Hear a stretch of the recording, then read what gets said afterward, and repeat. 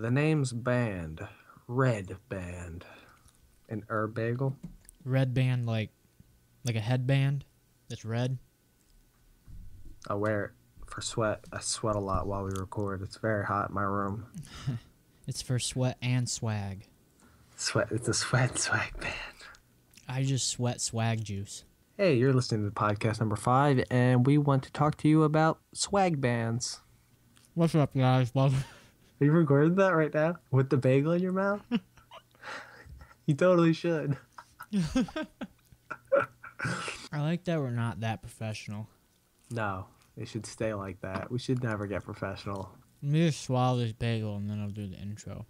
We are recording podcast number 5.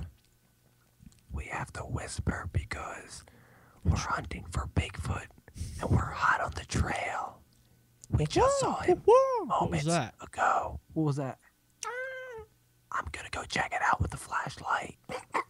Oh my god! So much blood!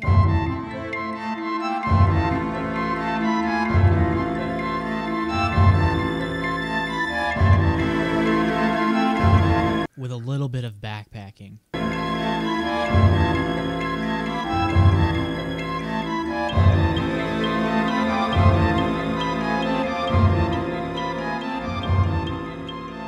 What's up, guys? Welcome back to another episode of Mind Movers Podcast. My name's Steve, otherwise known as on the Twitter sphere at youth_thinking, and I'm with my good friend and other host, Brando. What up, ladle? Ladle. What up, ladles and gents? You just invented something. I'm gonna start calling all ladies ladles. Ladles. What's up, guys? I hope you're ready for podcast number 5. Joining us shortly will be P-Nautic Express, and we're gonna get into flotation tanks, maybe a little bit of DMT, maybe talk about some mushrooms, a little bit of life, all kinds of groovy stuff. I hope you're excited. I'm actually holding crystals in my hand right now. It's giving me the energy to do this podcast because I'm so tired right now. I got it. I got a crystal around my neck, wire wrapped. Okay, let's get some of the technical stuff out of the way before we get into this podcast. Alrighty. Technical stuff right up front. Use hashtag MindMoversPodcast when you're tweeting. Let the other savages know about this epic podcast. And it makes us easier to find if you're asking us a question or you want to give us some information that maybe you want us to discuss or our opinion on, just hashtag it, Mind Movers Podcast, and we'll find it a lot easier. Mm-hmm. And the program that I use actually is pretty awesome at grabbing those, and then I just have like a feed of them. So that's pretty sweet. I actually today, someone who spoke a different language tweeted about Mind Movers Podcast, and my like little program or whatever translated it. Did it really? Yeah. I should probably get that program. I think it costs a lot of money. I use it through work, but Oh, okay. I got kind of lucky with that. But yeah, I had someone tweet about they hashtagged, but it was in Spanish, and I didn't understand it. yeah, I would have been able to translate that. Someone translated it for me. Actually, like 20 people translated it for me. Apparently, it was actually really easy. I probably could have guessed what it said, but I figured I'd ask. Maybe. Yeah, I just quote tweeted it and wrote what he was saying, and he said Dutch shout out, so that was pretty cool. But yeah, we can find those easy, and so that's a good hashtag to use. Also, shout out to all the people who have used it right now, or not right now, but have used it in the past. That's really sweet. A lot of kids talking about how they listen to it on the way home from school, on the way to school, during school. Hell yeah, props to you. High fives. High five. And basically, it's really awesome to hear. Last night was really insane how much people were talking about it. It honestly felt like it was a dream for me. I was like, damn, I'm going to wake up in the morning and be like, holy shit, that wasn't real. But it was. Maybe. I might still be asleep. Is anything real, though? Maybe this whole thing, we're asleep. This could be just a really fucking long, stretched out dream. It could be we're in life's waiting room. and very when you possible. die, some crazy being opens the door and goes, "Steven, right this way." Be like, whoa, dude. Ah, shit, I gotta go now? This is the coolest waiting room I've ever been in, dude. Right? You guys have mountains in your waiting room, man. And he's just stretching out a glove and he's ready to give you a prostate exam. Ah, shit.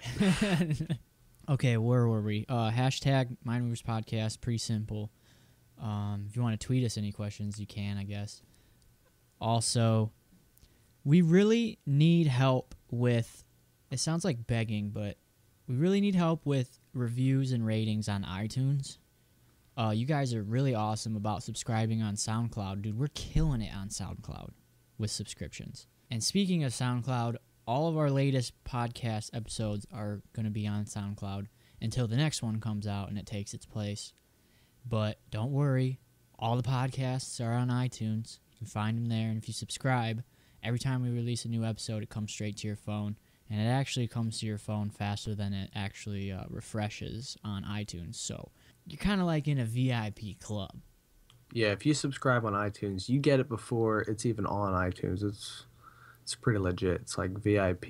You don't have to go download it. It just comes straight to your phone. It's pretty cool. In your podcast app, if anybody doesn't know how to get iTunes on their iPhone, it's podcast app now. Yeah, So but it's you have kinda to be weird. updated to the iOS 7 to get it. Really? Yeah, that's a thing. I didn't know that. Maybe, whatever. And If you they can't- probably have that app for Android phones too, I think. They have different podcast apps. So just search podcast app and find one that you think might be pretty good and just search for Mind Movers Podcast. It'll work. If you can't do any of that, visit our website. We tweet that out a lot, so. And it's on your bio, isn't it? I think you've said that about 100 times to people. I'm getting it tattooed on my ass. It's in the bio. It's in the bio. And you're just going to send pictures to people when they ask, Yeah. where's your podcast? Exactly. What I'll do is I'll put one on the left and I'll do a SoundCloud one on the right. And just take a picture so it looks, you can't tell if it's a butt or boobs. Yeah. It'll just be really close up, so you have no idea. Yeah.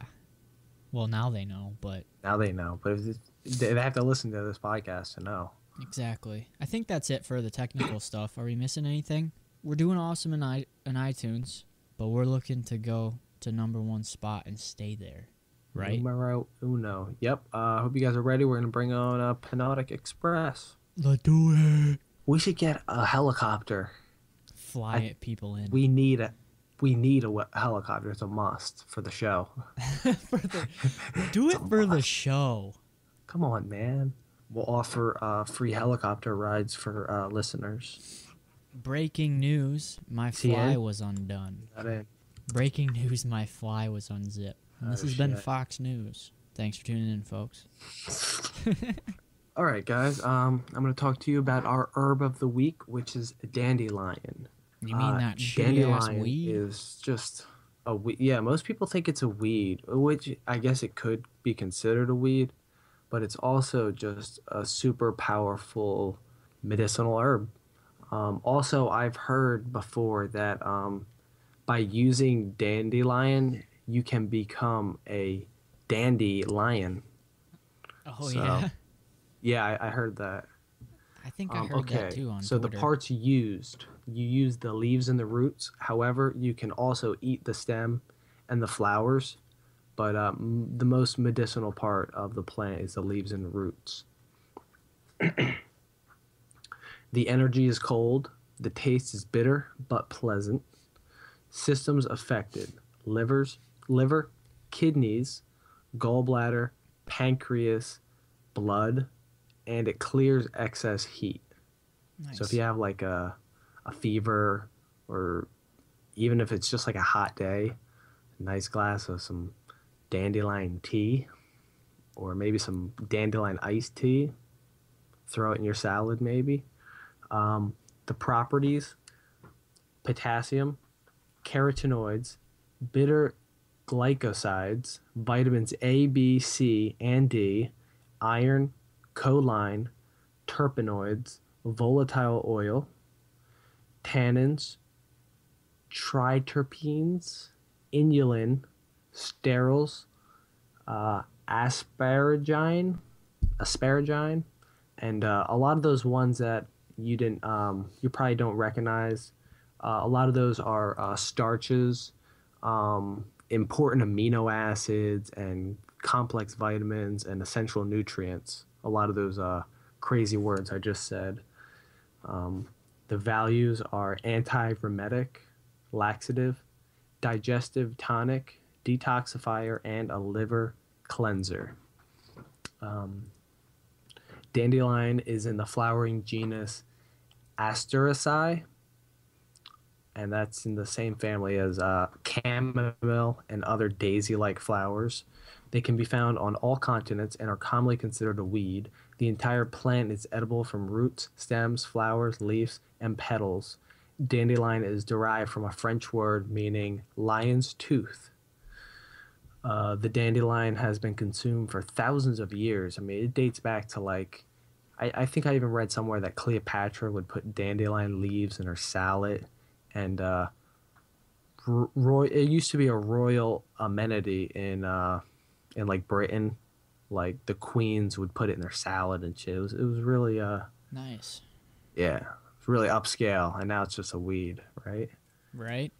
Uh, We don't recommend going and just eating one either because it yeah, could I have don't been recommend sprayed. that because the problem with today's society is there's pesticides all over the place, and the ground is just toxic, and I Where wouldn't would you pull get them out of your? your backyard. But if you found somewhere that's like a natural setting where that's probably the best place to find your dandelion is in a natural setting where there's not going to be any pesticides or any of that nastiness. You don't want that in your, because the idea of the dandelion is to remove those toxins. So if you're eating more toxins, it kind of defeats the purpose. You can use the leaves for salads, and it's also an ingredient for root beer. Dandelion is. Um, you can use dandelion. You can ground the roots and make caffeine-free coffee. And in some countries, I believe in Europe, they use the flower petals to make dandelion wine. That sounds And interesting. yeah, well, the petals are supposed to have like a citrusy flavor. So I guess it's some kind of citrusy wine. Um, there's a there's a type of dandelion in Russia that has it can be used to make rubber. And there's also kinds right here in like the United States or even in other countries. There are certain species of dandelion that can be used to make rubber. In fact, in some small villages in remote countries, that's all they do to make latex and rubber is I think they like boil the dandelion into some kind of liquid and then it turns to latex, rubber, I don't know. It's pretty cool though. Dandelion can also help with anemia, constipation, digestion, water retention, weight control. It's a detoxifier, liver tonic, mood swings, prostate cleaning, rheumatism, urinary tract. It helps diabetes by stimulating the pancreas, and the pancreas creates insulin, which helps diabetes overall.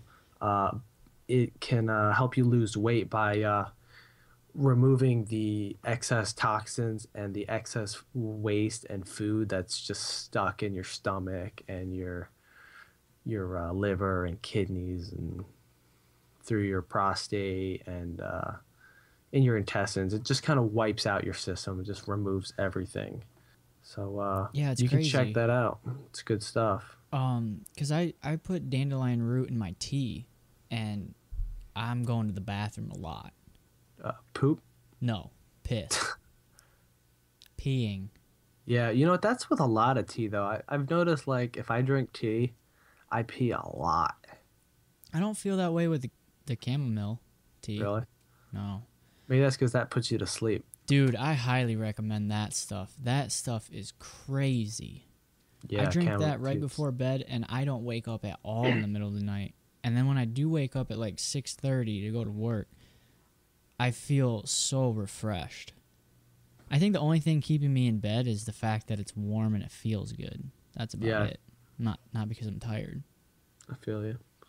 Okay, so was that all you were gonna say on dandelion? Yeah, I mean, you can find dandelion in your own backyard, or you can also find it on mountainroseherbs.com.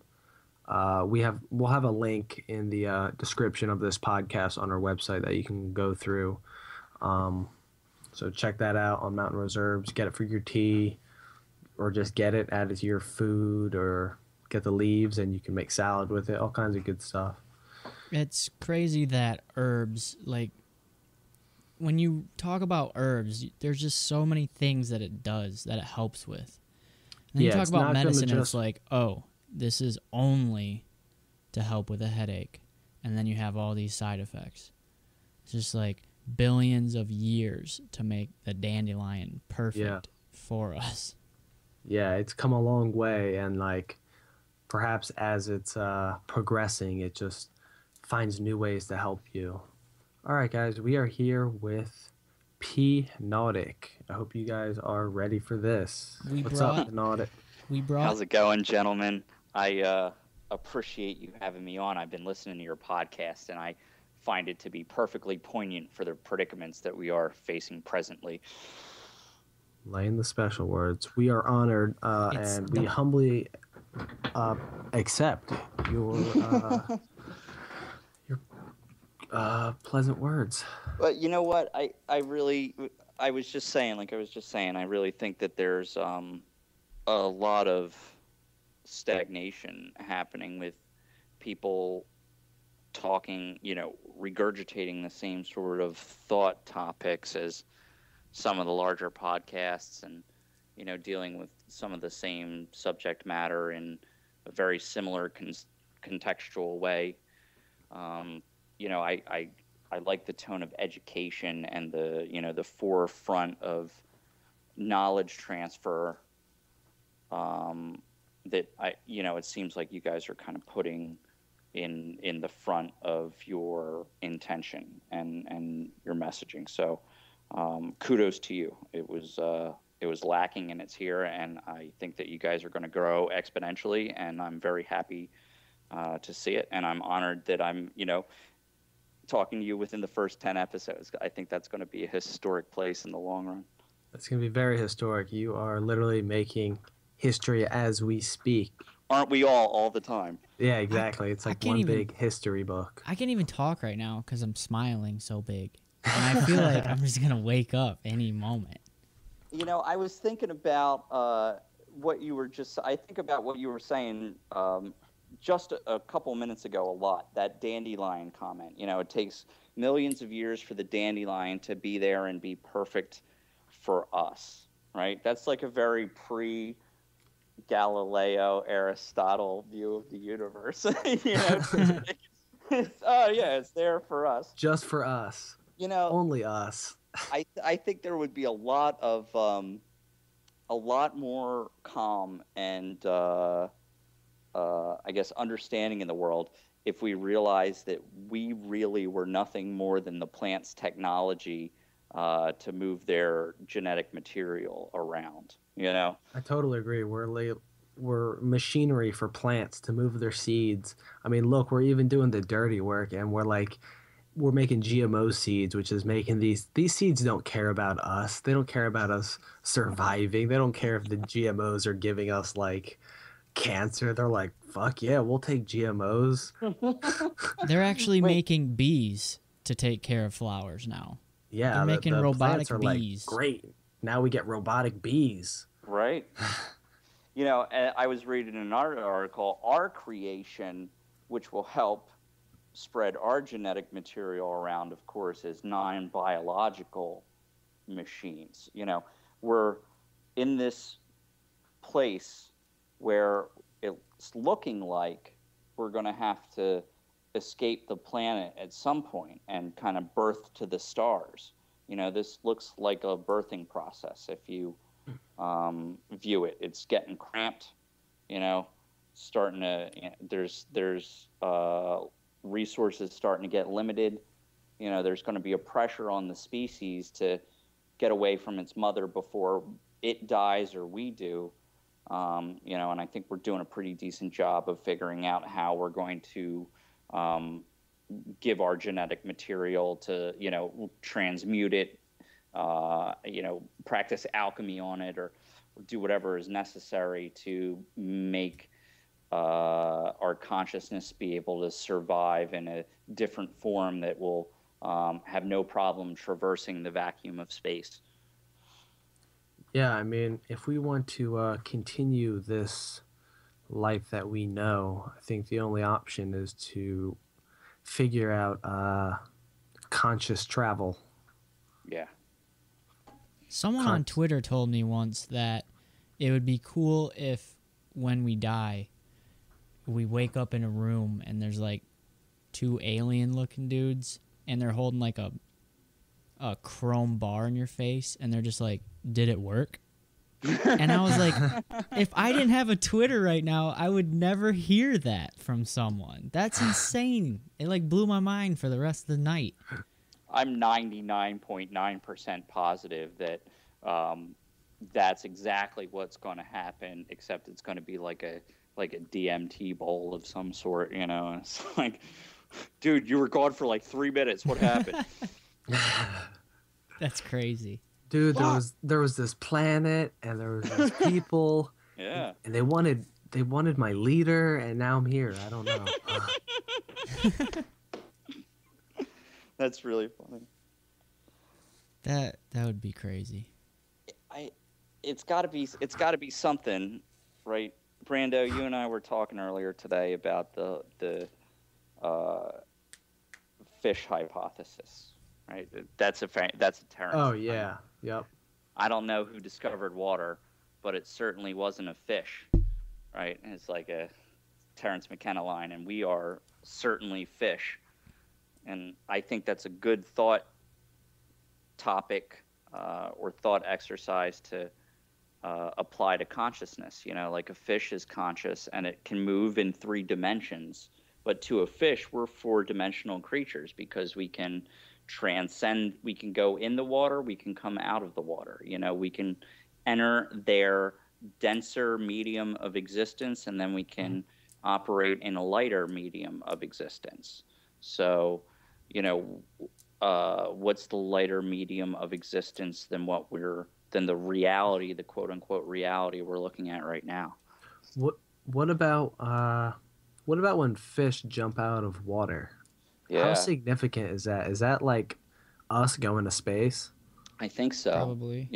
Or like us flying like birds, Or us just like experiencing a strong psychedelic and just leaving this planet. Yeah, I don't know. A fish jumping out of the water is probably still operating under the same frequency of consciousness.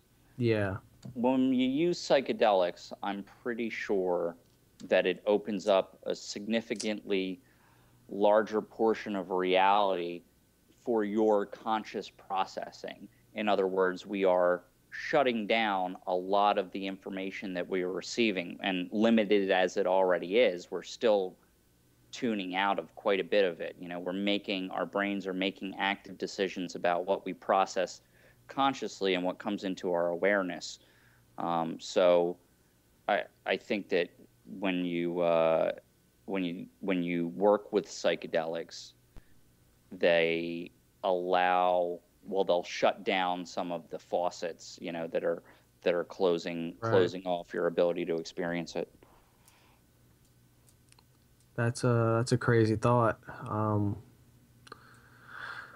I know you always tell me that psychedelics are like the best teachers, or the mushrooms, to be specific, are the best teachers. Yeah, they've been the best teacher that I've come into contact with in my life, and not thinking of it in a traditional role model of a teacher that is the administrator for your memorization and regurgitation, but as guiding a truly wise and truly loving and truly caring, guiding awareness or consciousness that puts you more in tune with yourself in tune with those around you, and in tune with, universal oneness. I believe 100% that there is a consciousness that the mushroom thinks, for all intents and purposes, like us, except much better.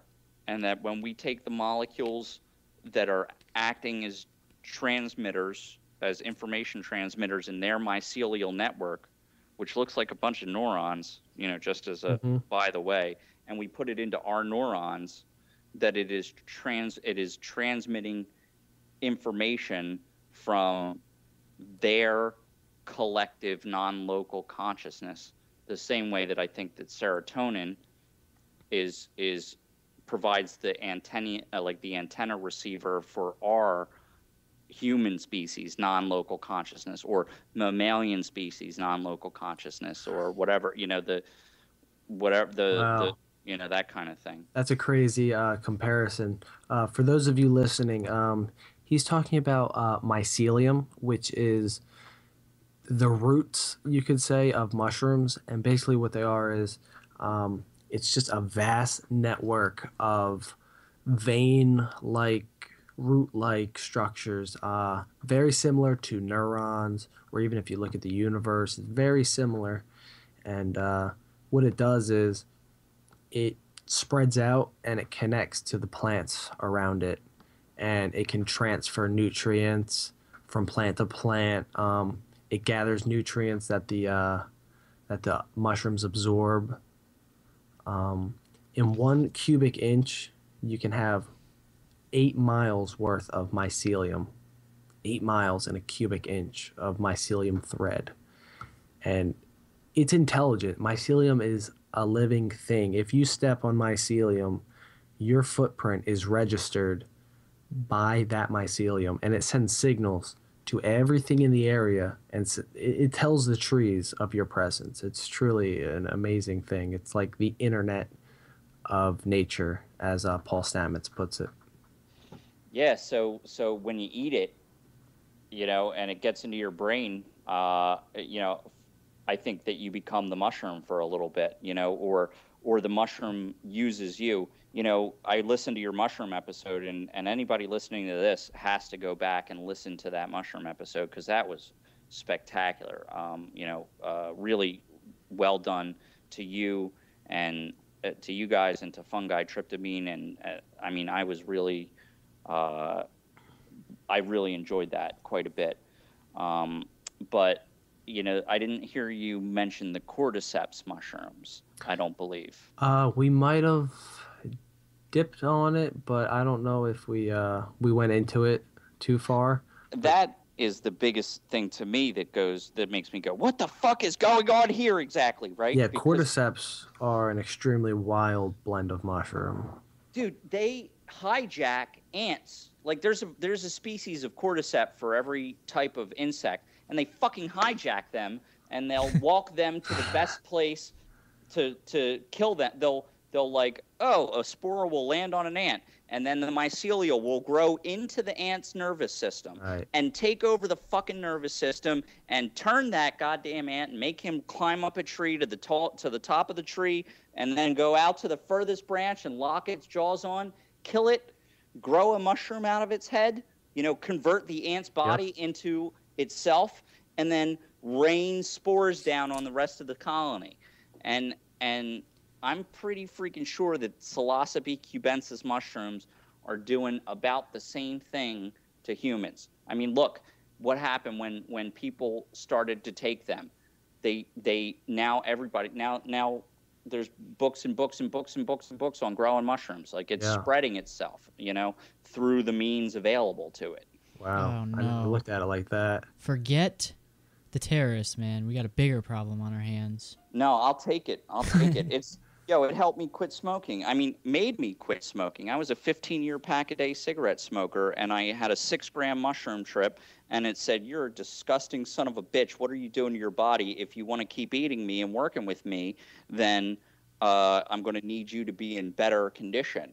And I never touched a cigarette again. I had tried to quit multiple times before that, and that was it. I went vegetarian the same day. I loved Wawa meatball foot long sandwich. That was so good, but you just couldn't do it. Like it was very clear and definitive. If you do them by yourself and under the right circumstances and just listen to the experience, you'll see that they're trying to communicate with us. Wow. So for those of you listening, if any of you are smokers or you know someone who's a smoker who is trying to quit or you want to quit, I highly suggest it. Not going to make you do it because I know some people do like to do it, and I'm not your father. I'm not going to tell you what to do. But if you are looking to quit, perhaps you could look into a mushroom trip. Johns Hopkins University is running a study right now, and they are showing spectacular results for psilocybin-assisted smoking cessation. That's incredible. I haven't looked into that, but I surely will. Indeed. That's incredible. They're going to save us from ourselves. Yeah, I mean, the only thing that scares me is whether or not this mushroom that infects these insects is going to expand to include humans also in that grotesque manner. For those of you listening, just go on Google or YouTube and just search ant fungus or insect fungus, and you'll find videos and information about these insects whose bodies get infected by this certain fungus. And the cool thing about it is ants are social. So like if an ant leaves the colony and gets infected and it tries to go back inside the colony, the ant will reject it. The ant will be like, nah, get out of here. You have to leave because you're infected. So the ant will walk away, and eventually the mushroom takes control of this ant and basically just kills it. And before it kills it, it just directs this ant on what to do. It literally controls the mind and the brain of this ant. And it does that for a shitload of insects. I can bet you it's going to move up to small rodents, amphibians, humans. The fungus apocalypse is coming. I don't know. We're a little bit more complicated than an ant, for sure. This is true. You know, and I think the reason why they're so vulnerable is because of the exoskeleton situation. Right. You know, so they've got chinks in their armor, so to speak. Yeah. Our immune system is pretty good at killing fungus. Although I did see a story one time where there was a pine tree. Somebody inhaled pine. Somehow they inhaled a pine cone pollen or spore or whatever, Mm-hmm. you know, seed or whatever, and started growing in his lung. Really? Yeah. Wow, that's incredible. Did he like almost choke on it?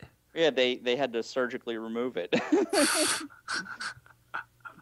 Dude, I had this theory. Where are you going, Bill? I gotta go to the doctor real quick.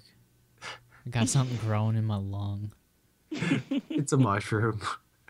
I have this crazy vision where like in the future we'll be able to like we'll be able to like spread some kind of paste on our arm and put mushroom spores, and like the mushrooms will be able to like rip out like or just like soak up like toxins on our body. Oh, yeah. That would be crazy. Or even like the way mushrooms are super absorbent, so you could like make a bed of mushrooms and just like lay on it, and it would like absorb the toxins, just pull them from your skin. Symbiosis, a more true symbiosis. Yeah. Yeah. But I mean, you guys covered. I don't want to take up too much of your time with like the mushrooms, because you did a really great job covering that. The thing, you know, what is really what it's all about is consciousness exploration and consciousness expansion and recognizing consciousness in other species of plants, animals, fungus, where where information and data presents itself to that fact. I just don't understand how Western medicine and science got it wrong so badly to say, oh, well, this is a drug and it's fucking you up. It's causing a a misreading, or it's causing some sort of noise in your brain. When, like, I just don't understand how people can't look at mushrooms or any other life and go, okay, it's manipulating its environment to form itself. Let me assume that it is as aware as I am. Yeah, I mean, That's a really good point. people need to just become more conscious and aware. I mean, even if you're not taking mushrooms or anything like that, you can still explore your consciousness without it. You can still, I think the best way to explore your consciousness is to just question what you know. Like, if something you've read in school, question it. Be like, why? Why is that true? Or like, why is the news telling me this? Or why do I like this? Why do I not like that? Or why is this person talking down to me? Just ask questions and maybe try to come up with answers. They might not be right, but you'll learn something. Maybe you'll learn what isn't right, or maybe Yeah, you'll learn what is right. you Just de- kind of ask questions and expand your horizons and your conscious and your awareness and everything around you. you definitely can't stop at questioning either. If you have a question, you have to try to prove that your question is valid. Like, you can't just be like, I don't think this is right, and then go around telling everyone that you don't think it's right. Go home. Start doing some tests, do some experiments, see if you might be right. And it doesn't matter if you're wrong, because every time you're wrong, you just get better at what you're doing, taking theory and putting it into practice. Interesting that you guys bring this up. I'm reading a book called The Quiet Center by John C. Lilly. He was a medical doctor and a psychonaut who invented float tanks, sensory deprivation tanks or isolation tanks, and he invented them in like the 50s. And he was a medical doctor, a psychoanalyst, a psychonaut, and a neuroscientist, and wrote some books. But one of the things that he talks about is the idea of a meta belief operator. So he probably coined this phrase, or if he didn't, I don't know who did. Maybe somebody can tell me. But he's saying, a meta belief is a belief about a belief itself. It's meta, like the next level. Yep. So a meta belief operator he was using the word operator like in the mathematics. An operator is something that transforms or affects something else in the equation. So he's saying that people either have a pretty strong meta belief operator, or it could be weak or just almost non-existent. Some people don't question their beliefs at all. They don't even think about what they believe. They just believe it. Yeah. And so some people just lack a meta belief operator, but he thinks that we should all have a pretty strong meta belief operator. And he quotes Erwin Schrödinger, the father of quantum physics, Schrödinger's favorite cat, the cat in the box. The cat's both alive and dead, as a example of a particle or a wave duality. And if there was a quote in the book, it says, "What is this I?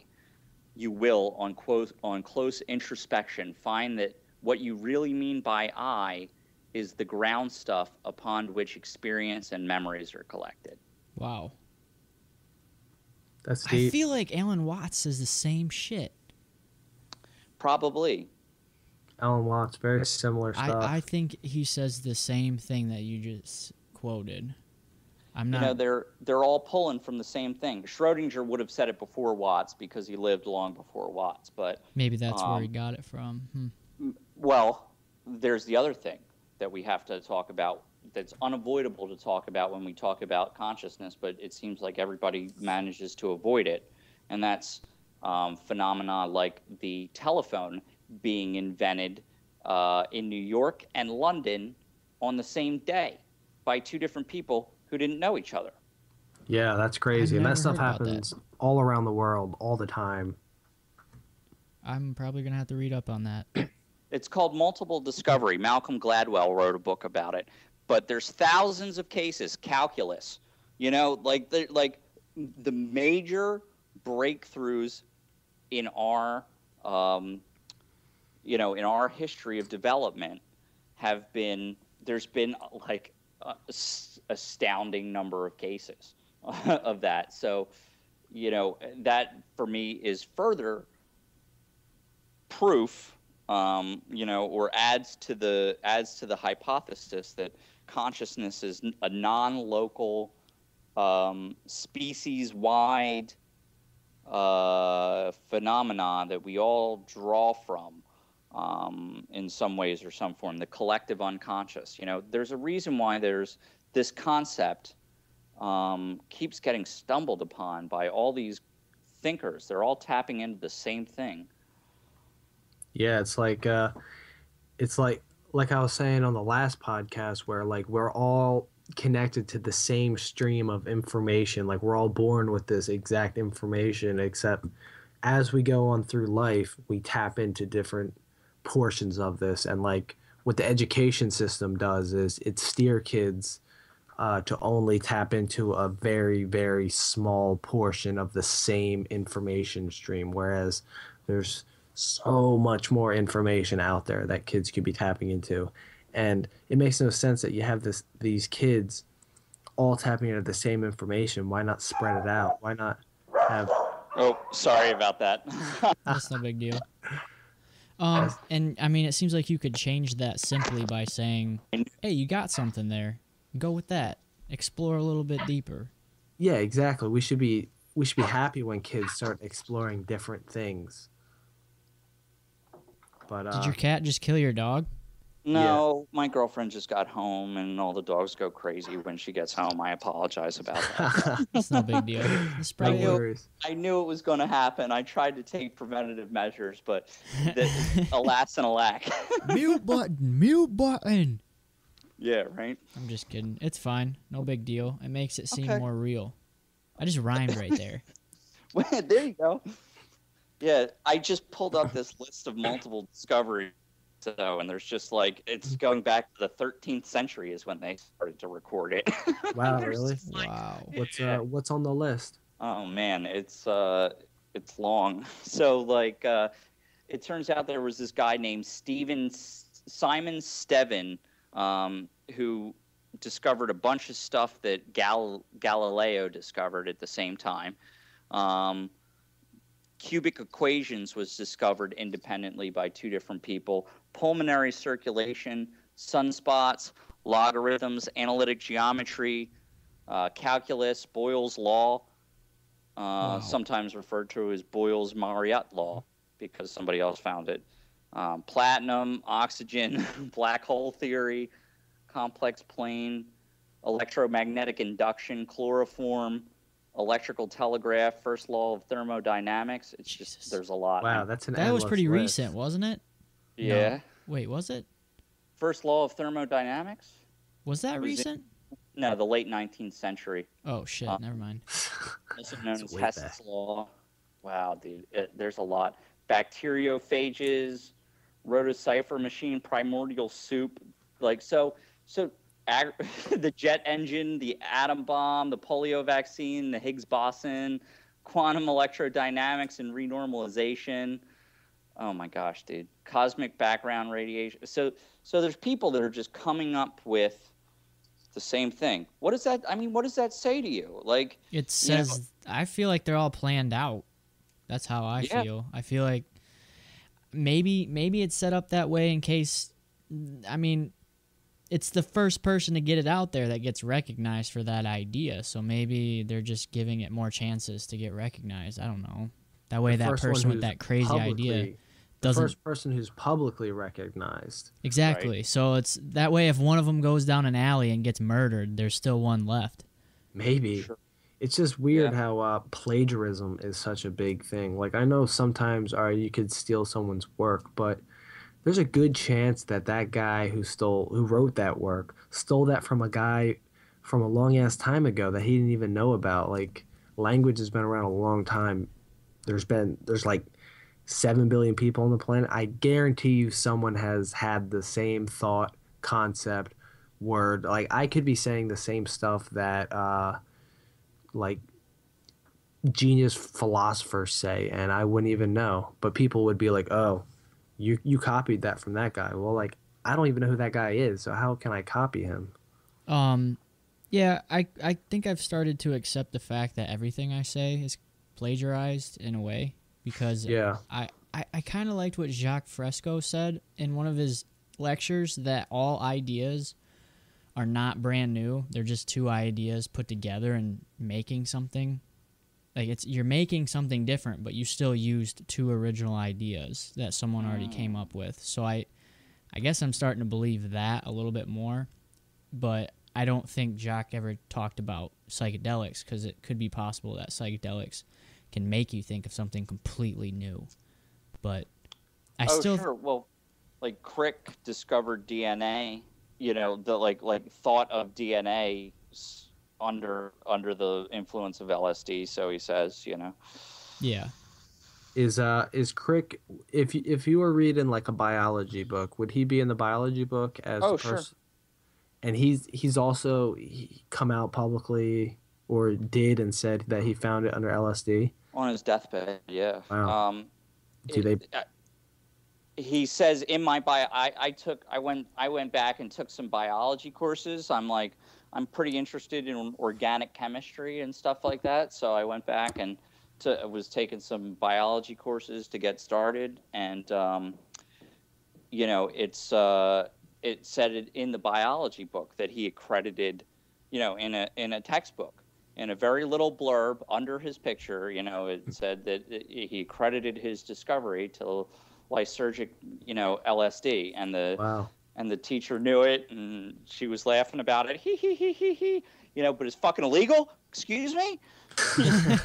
Yeah, they throw that stuff in there in a little blurb. That way, if you ever say school textbooks are bullshit, they'll point to that little blurb and be like, "Hey, we put this in here." So What kind of textbook bullshit. is that? Was that like a college level textbook? Yeah, or like a college level biology textbook. you wouldn't see that in an elementary textbook. Oh, I doubt it. Definitely Well, yeah. not. That's an excellent point. It should be in there.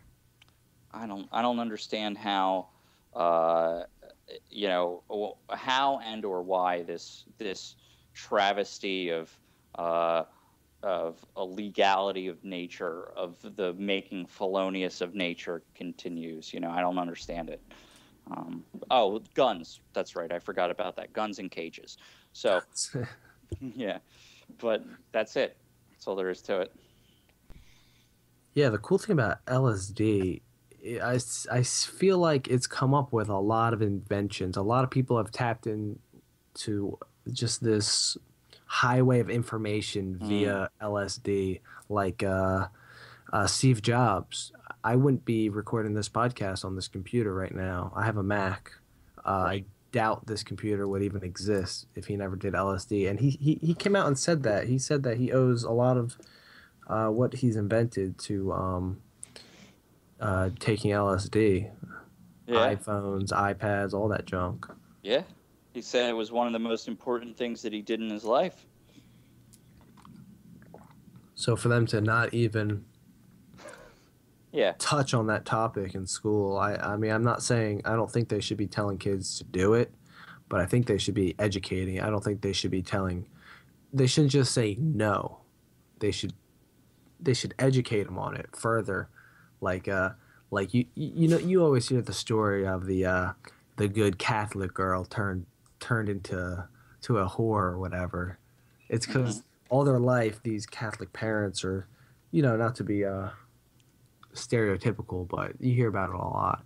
They'll be really strict with their kids, and then eventually those kids blow up. Yeah. They tell them no on everything. You can't do this. You can't do that. You can't do this. And then eventually all that strictness just blows up in their face and they go ahead and do it anyway. Alan Watts talks about that a lot. He's like, you don't go out and look at vegetables and tell vegetables how to be vegetables. You just look at them grow and you say, hey, look, young vegetables. Right. And you should look at humans the same way. Look at humans still doing their thing. I wonder what they'll show us when they grow up, or even right Right. now. They don't even have to grow up. When they're kids, they teach you so much stuff. It's unbelievable. You hang out with some kids and you learn so much.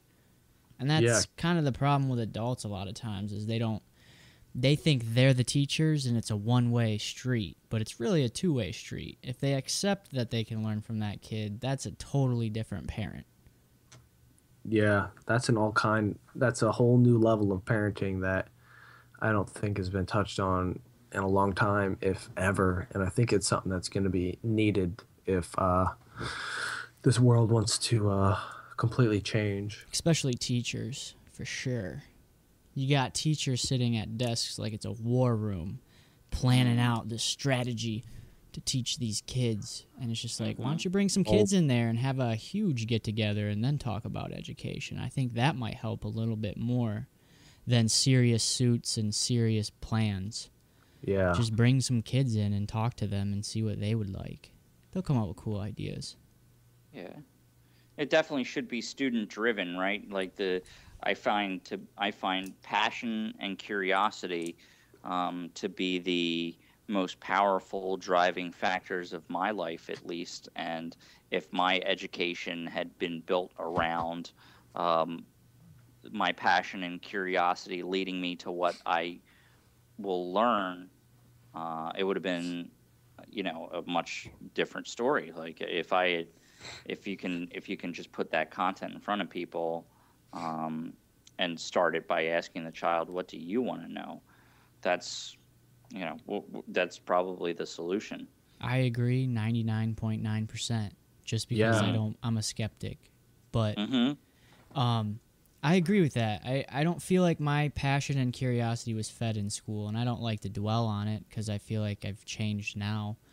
But you're right, I would be a completely different person right now if that was fed instead of kind of suppressed, I guess. It's strange that question never comes up in school. What do you want to learn? I think that should be a question that should happen every year at the beginning of school or at the beginning of every semester. I think that question should be asked.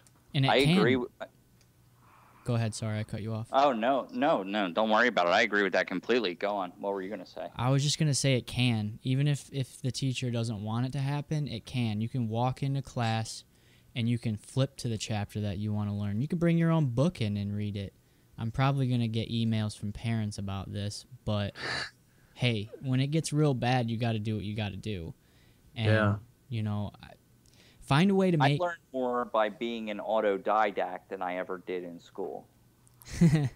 That's funny you bring up that word. Didn't we talk about that last podcast? I feel like he's being clever here.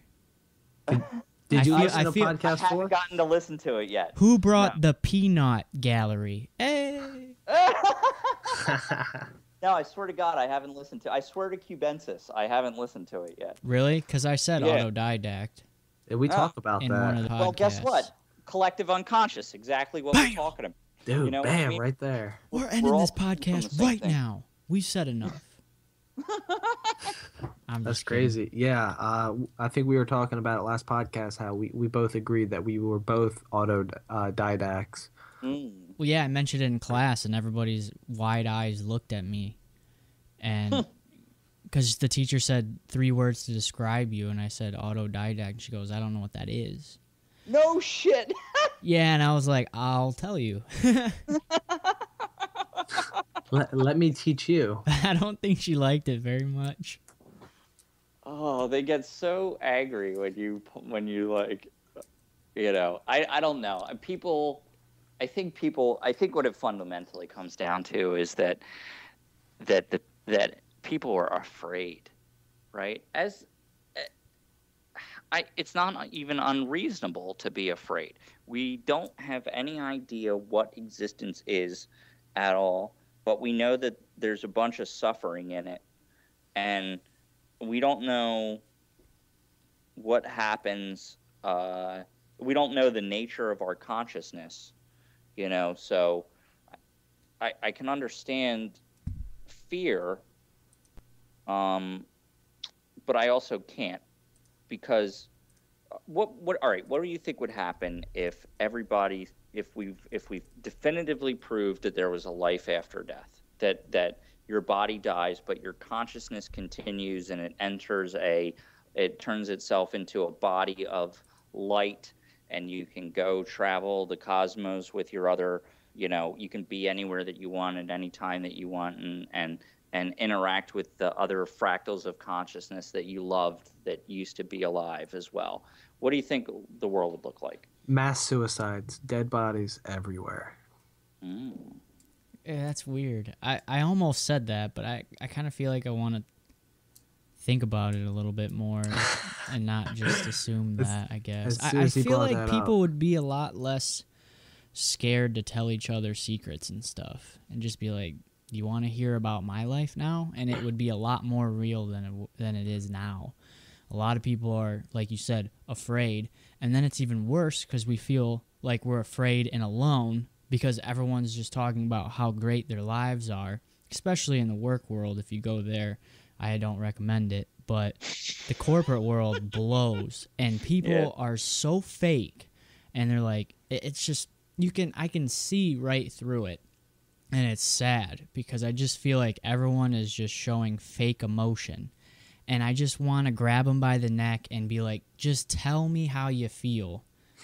And I want everyone in this room to tell me how they feel about coming to work today and what they'd rather be doing.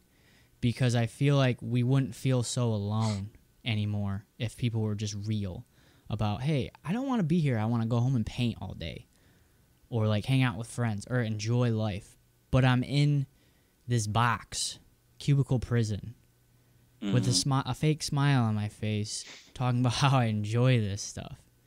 Like, you got to be a psycho to enjoy this stuff. I think it'd be interesting to actually go and do that. To go, if you were like a boss, and Let's do it. Office room.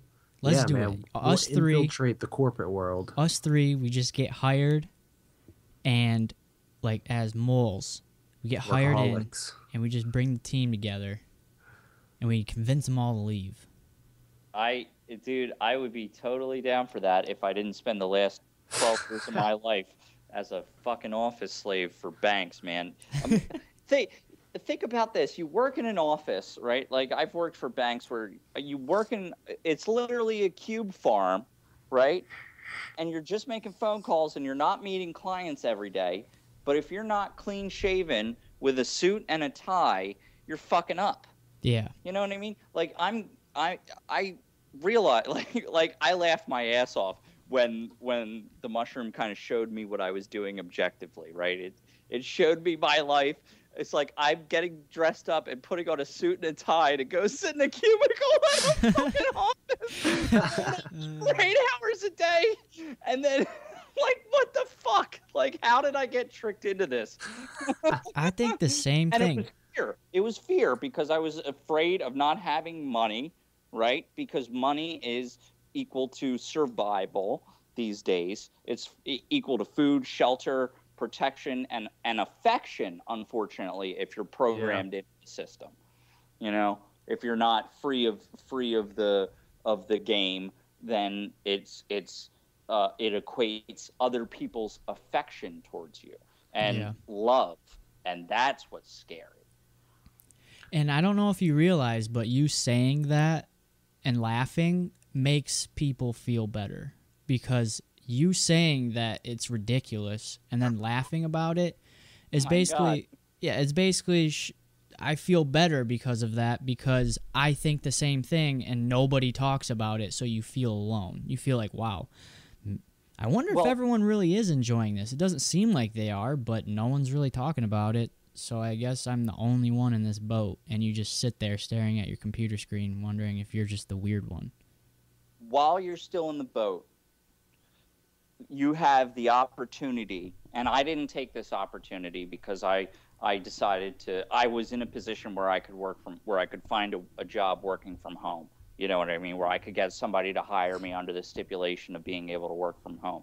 But while you're still in the boat, what an excellent opportunity to show unconditional love and be loving kindness to all of those people who are totally scared. And even though they're completely fake, they have no idea that they're completely fake.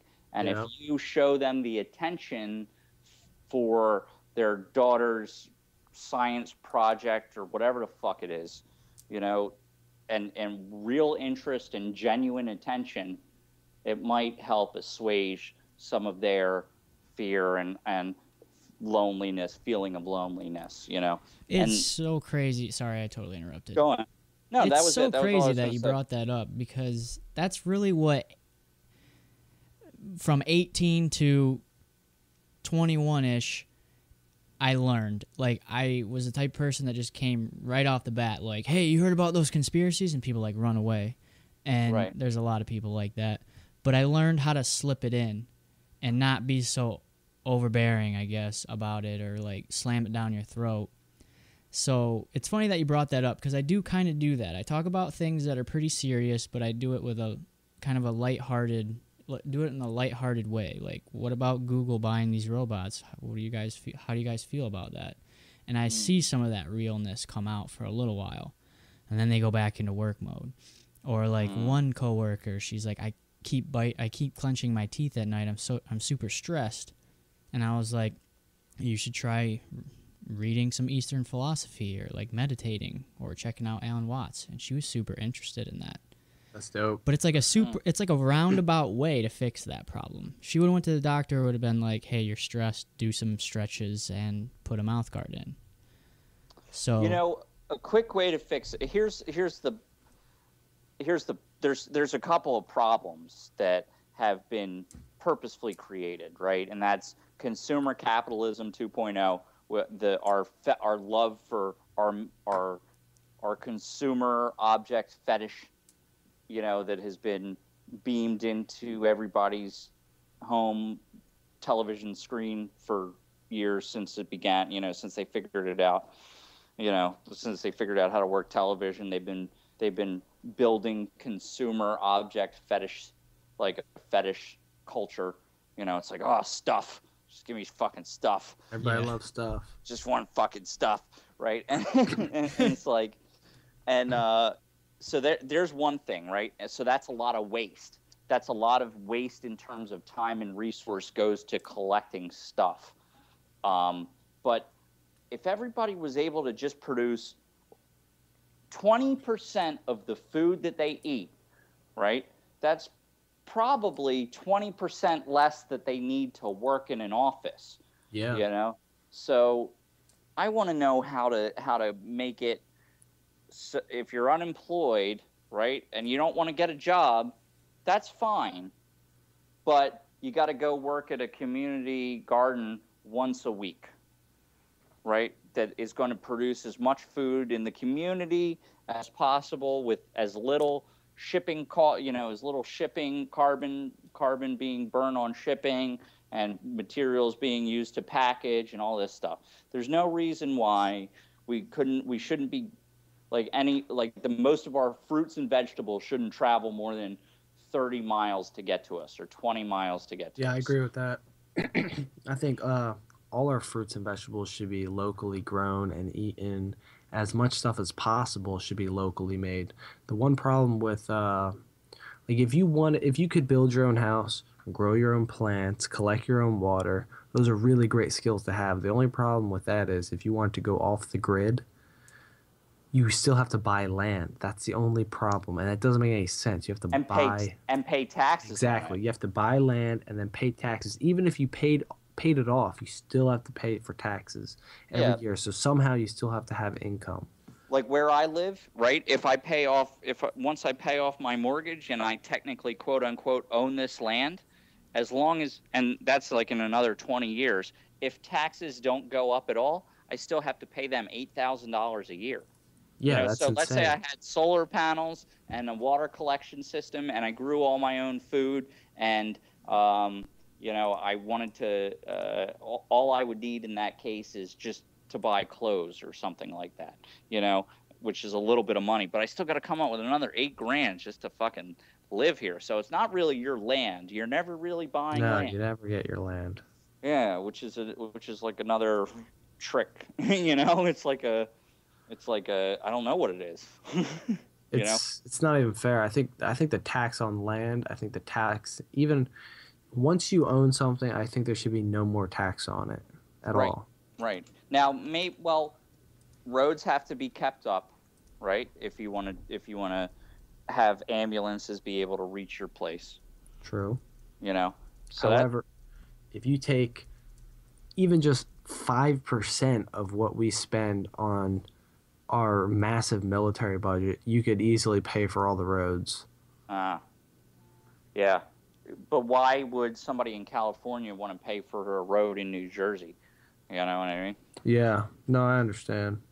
But we got to move past this this ego-based federal currency that you know is that's the real problem if you really get down to it, right?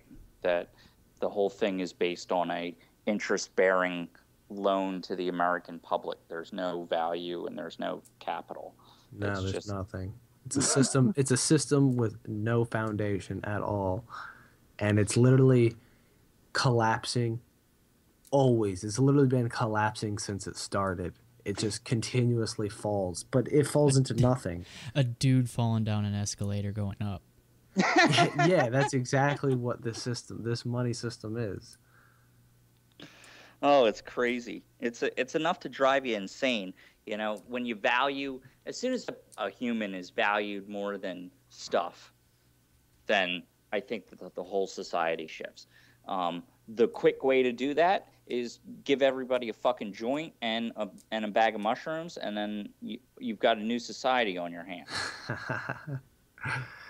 Give them some cubensis. Yeah, if we could raise, like, if people could raise $600 million for a psychedelic mushroom ad campaign where you only told the truth. It's proven to grow new brain cells. It's proven to cure depression. It's proven to help, quit smoking and quit bad habits, right? And it reduces fear. It helps to alleviate fear, and it helps to fix things like post-traumatic stress disorder, and it's helpful to treat ADHD and things of that nature. Like, if you just put the truth out there, if you had $600 million to run an ad campaign, just putting the truth out there, then we may have the ability to have a complete shift of the value systems and thereby our behavior pretty quickly. It's cool that you brought up the fear thing, because it's kind of like how the Vikings, for those listening, the Vikings used to eat the Amanita muscaria. This is theory, but there's some pretty good science behind it. And by eating, or even just any warrior would eat the Amanita muscaria, and by eating it, the psychoactive properties of it would reduce fear, making these people just go crazy. They would have crazy strength. They wouldn't have, physically, they wouldn't have crazy strength, but mentally, they were like immortal. And that's kind of why, if you look at like Mario, when you when you get that red mushroom, that power up, it's literally like removing Mario's fear and making him bigger mentally. However, it shows physically. Mm-hmm. And hopefully we can use it in a more productive way than the Vikings. Yeah, the Vikings were vicious, man. They were fucked up. And, they were interesting, though. I mean, they were explorers. Yeah, for sure. Like didn't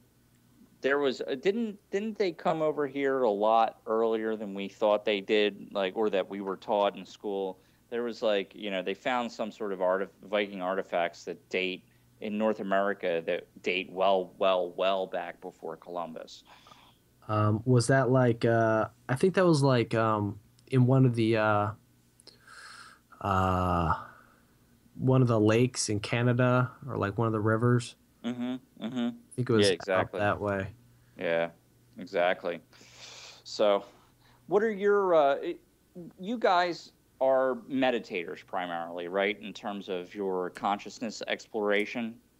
I would say I meditate only maybe once or twice a week for about 30 minutes. And that would be your typical sit on the floor or sit somewhere for just like 30 minutes and just kind of phase out, focus on my breath and just relax.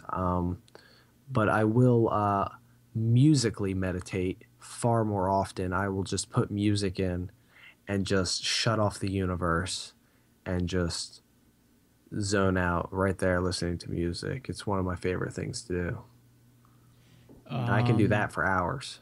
Yeah, basically when it comes to meditation, for me, I usually have a feeling kind of in my stomach area that's just like, I should meditate today.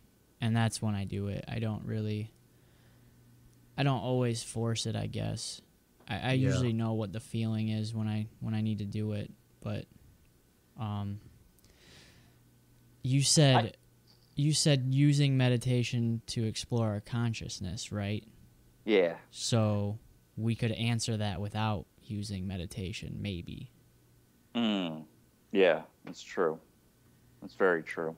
I'm asking because I'm a horrible meditator. Like, probably that's why I'm drawn to mushrooms, because It's not easy to get into. Yeah, it's like the mushrooms force you into the state. But I'm opening a float center. I'm in the process of opening an isolation tank center because I think it's the closest thing to the psychedelic experience that I can bring to the public, you know.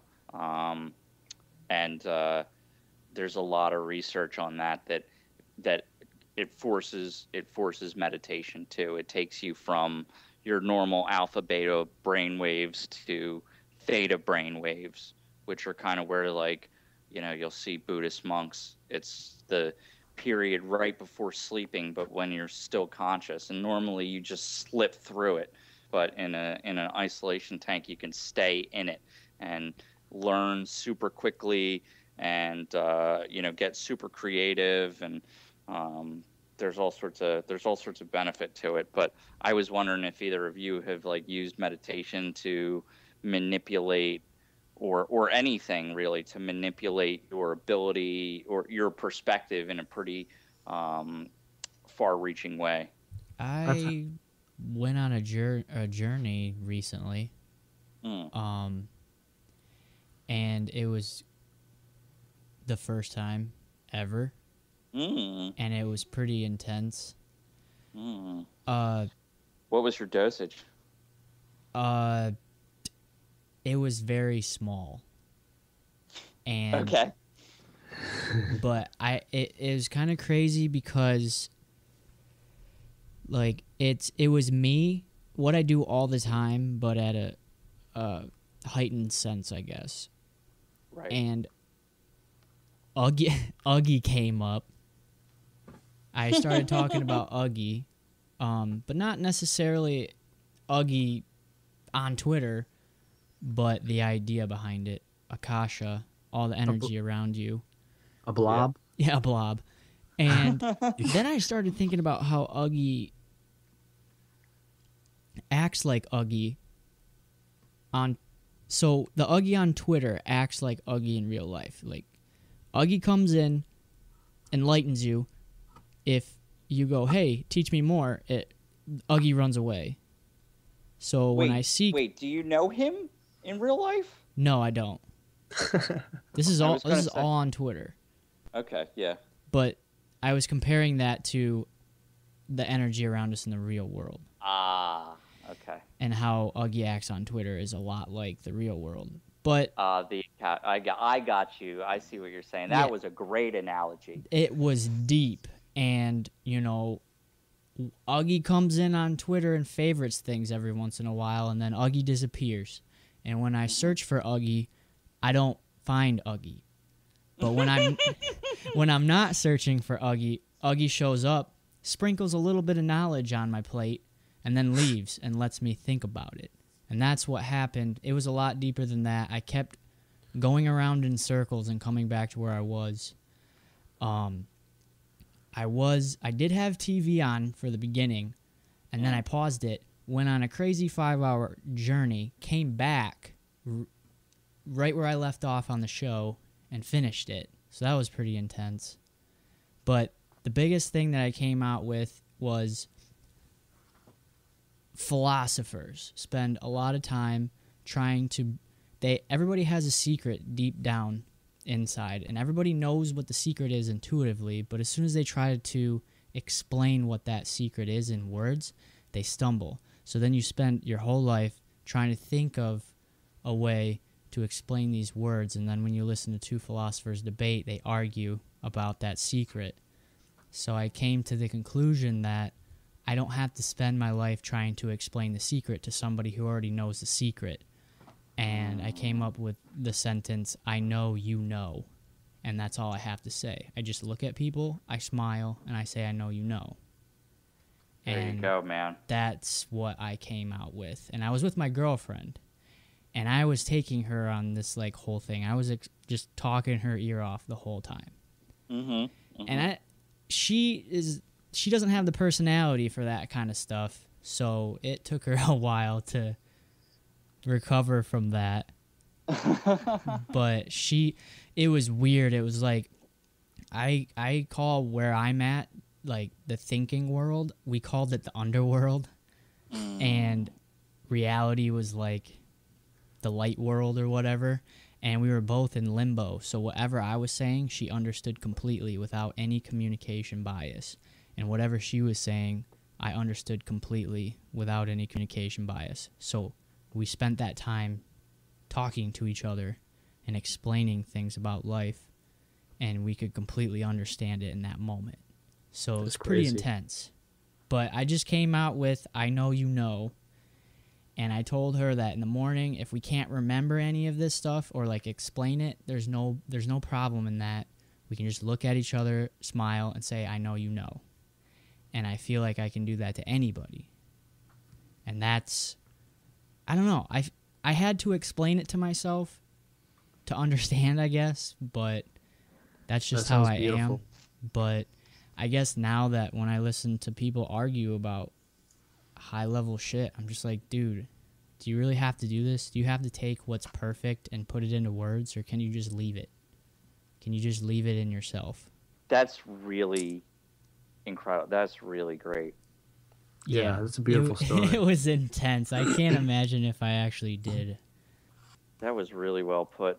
But well, some people are more open to it too. Some people don't require. I'm kind of hard-headed, you know what I mean? I need 5-gram doses to get I guess an eighth will put me into a good space, but it seems like for me to commune with it and really get the dialogue going, needs to be a little bit higher. The mind-blowing thing is it wasn't on what you're talking about. Nature loves courage. Yeah, so that's my favorite Terrence McKenna quote. Jump into the abyss and find out that it's a feather bed. Nice.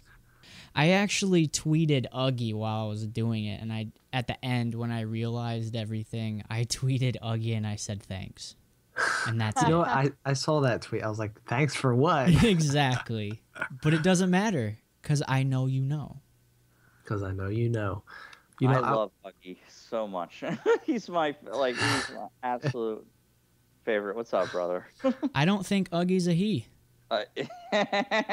Why? I just know. I think I know Uggy's not a he. I think you're wrong, brother. Really? You know Uggy then? Yeah, I mean, I have the fortuitous. I find myself in the fortuitous circumstance to chat with him and Pia, bitch ass Pia is her Twitter handle. We have a group chat that goes back to the beginning of Twitter. When I started following Uggy when I had, I was at like 600 followers. Uggy and I found each other. Wow. Well, props to Uggy. I mean, every time I see Uggy tweet, I see references of her. So it's just, I guess I've never been able to do that. Where if I'm talking about something, he's talking about her. Huh?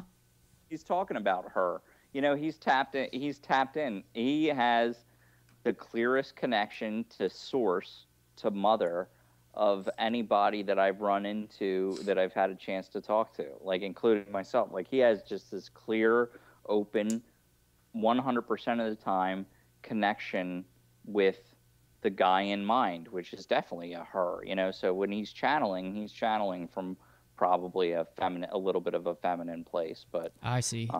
he's definitely a guy. Like he's a guy. Ah, well, myth He's got the full busted. package and everything. I mean, I've never seen the package.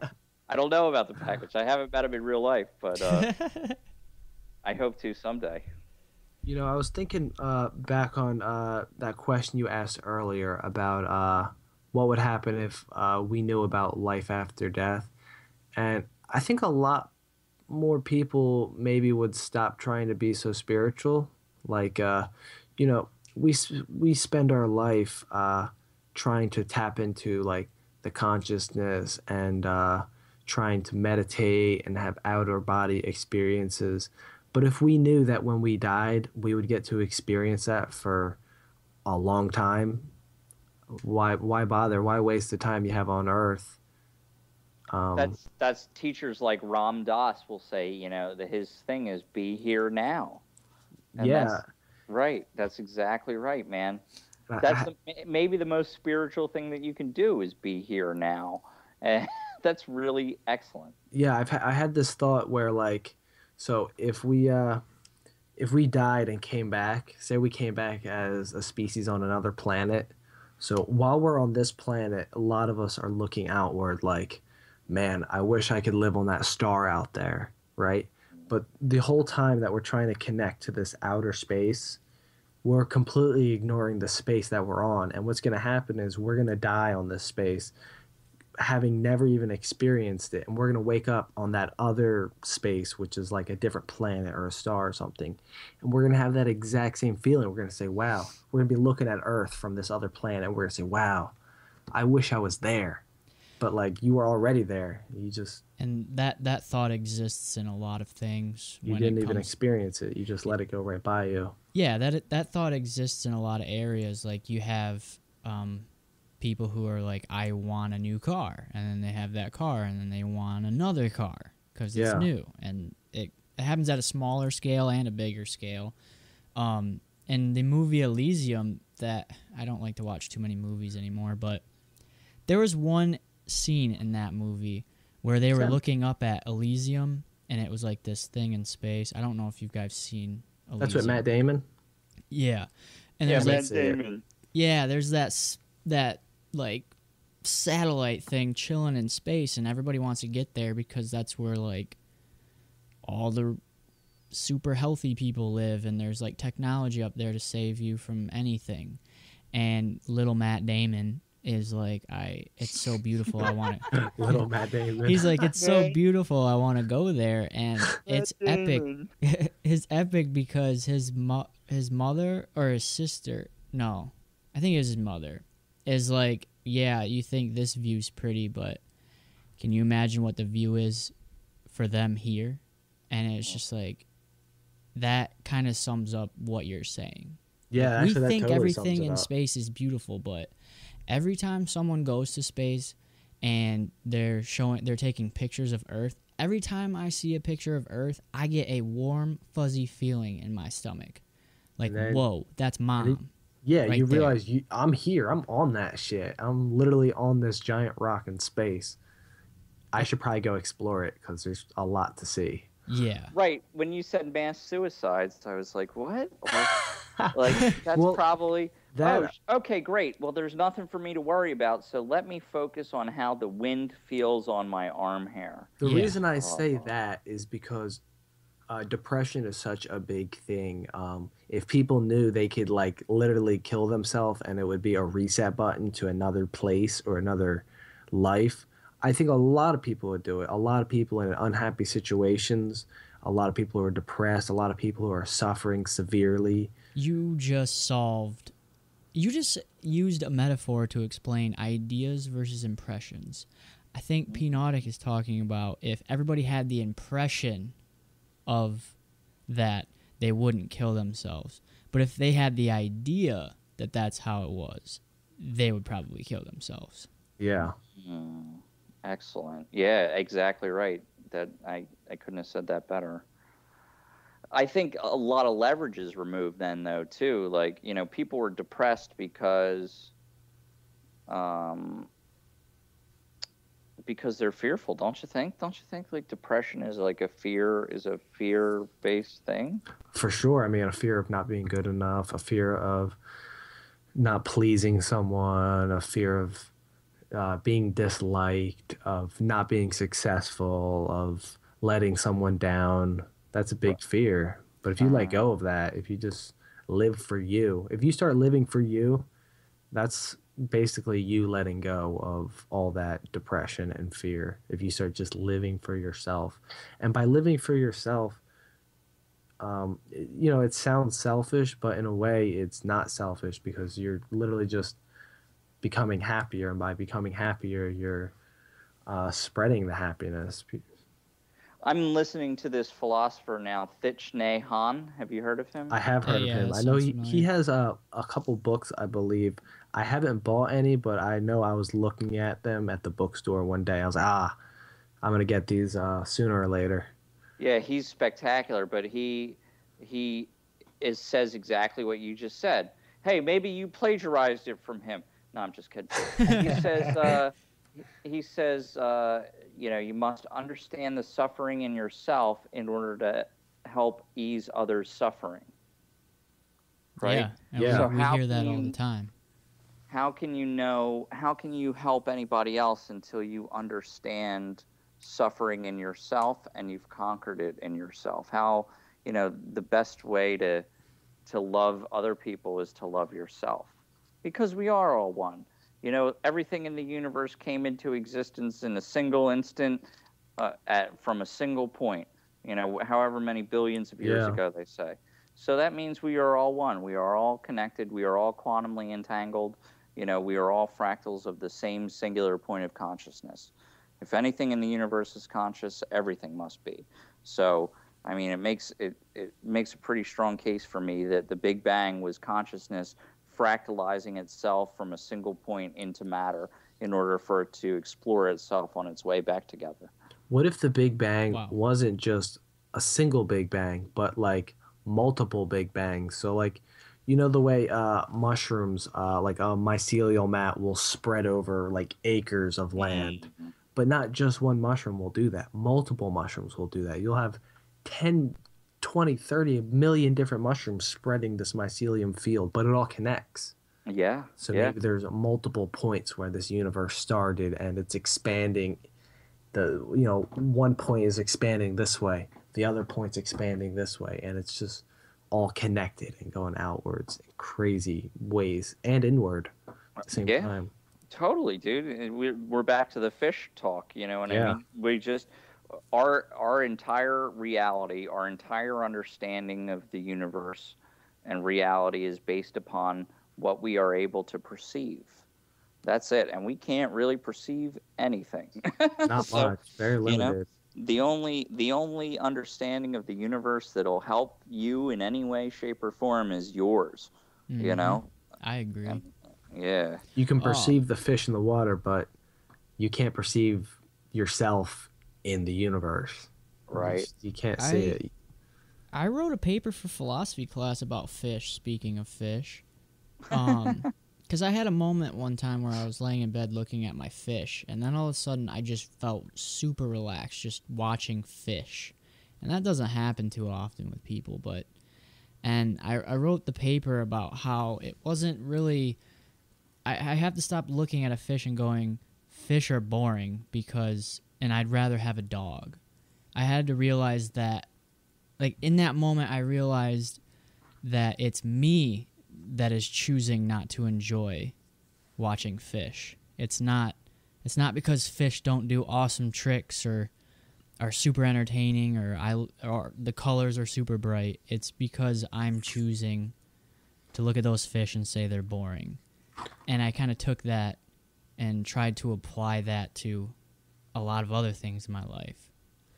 It's interesting that you brought up how the fish relaxed you, because I believe it was in this book, Last Child in the Woods, where they're talking about a lot of the that's by Richard Love, or Louvre, I think it is. I think he's French, maybe, I don't know. He was talking about how different aspects of nature relax people, and they were talking about how, like, gardening can be like a stress reliever, or it can just relax you, or just going for a walk.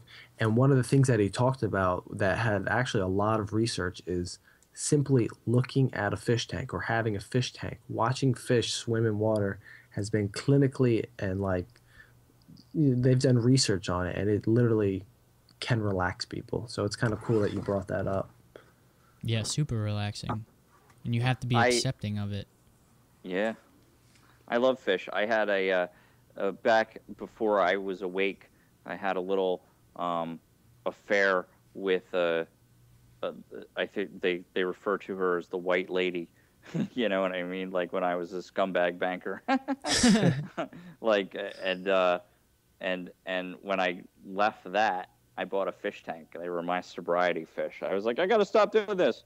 So I bought a fish tank and just sat in front of the fish tank while I was detoxing for hours, you know?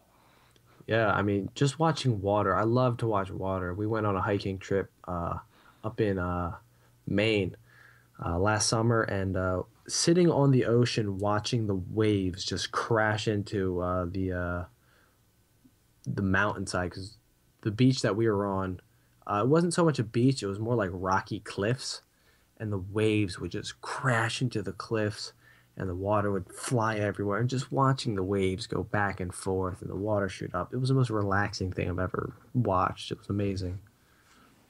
I wonder why that. I wonder why that is. I wonder why fluidity and water relaxes us so much.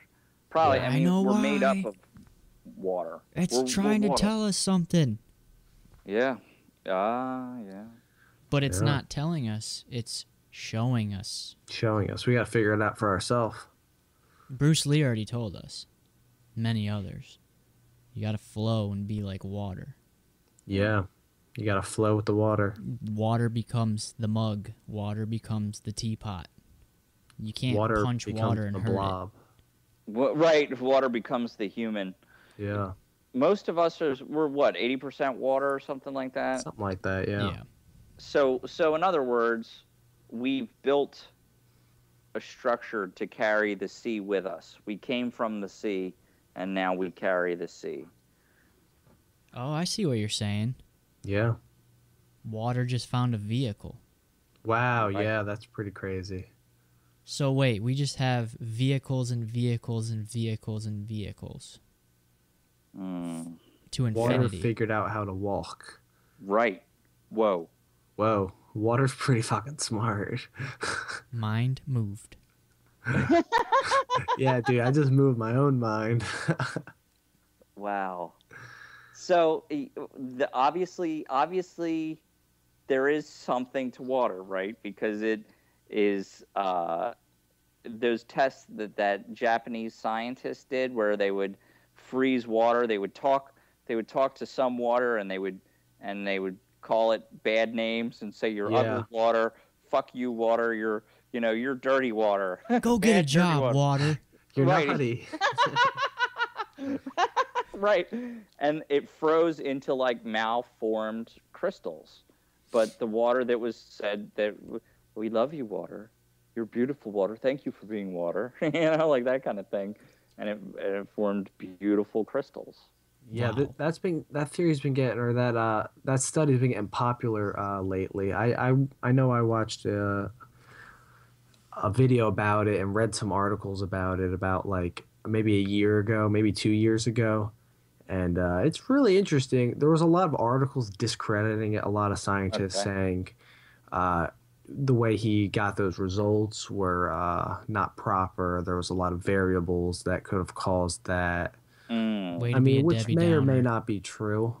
I'm not saying it is or it isn't, but it's still pretty interesting Yeah. research to do. So Yeah. if water turns into beautiful crystals when it's loved, snow must be really loved. It's true. Yeah.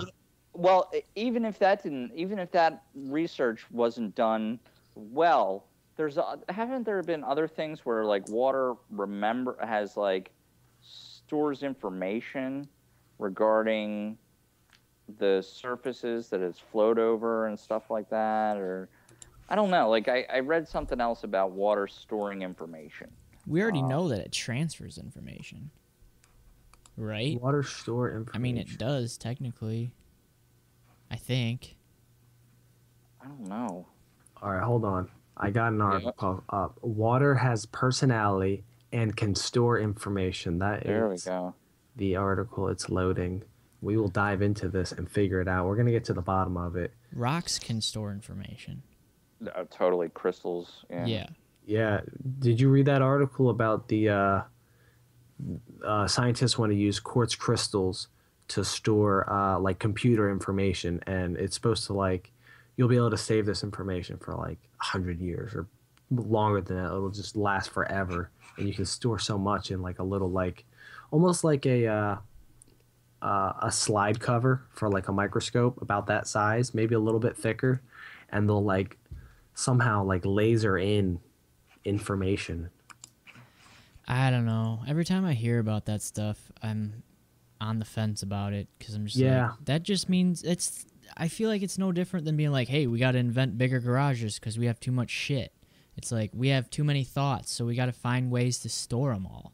So I guess I don't.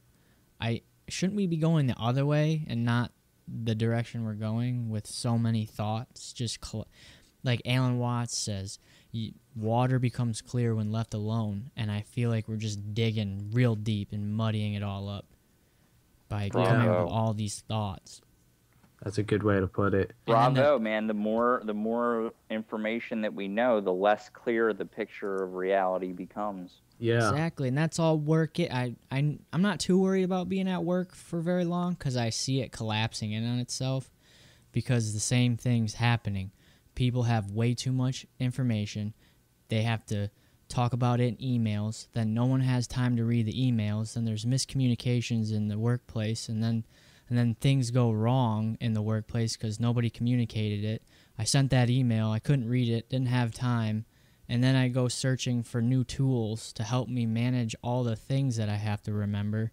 And it just keeps building up faster and faster and faster to try to meet the demand of people who want more and more information. And then eventually it just goes, poof. Yeah, man. There's way too many choices, too. Like if you go into a store, there's not 3 shirts and, you pick this one because I like it. There's like 70 shirts and you like 20 of them.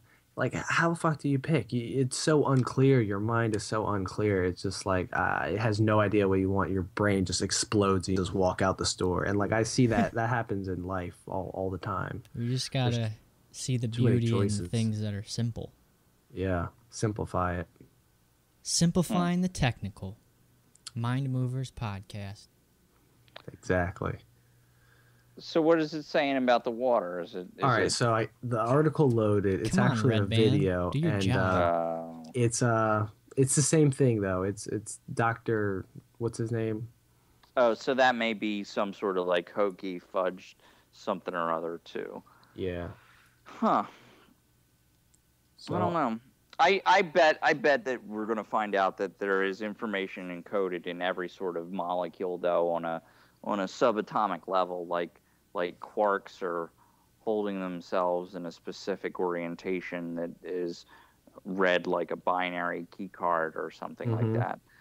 I mean, there's got to be something to it. If it makes up 80% of our volume, and most of the cells in our body are actually bacteria that is not ours, there's got to be some sort of a consciousness to it. The cool thing is mushrooms are also made of water. Yeah. I don't know the exact percentage. Everything biological is. Well, what about in Inner Worlds, Outer Worlds? They shot water with sound frequency and it started to dance. And then you add cornstarch to it and it looks like a walking blob. So I guess like a walking Uggie. Yeah, a walking Uggie.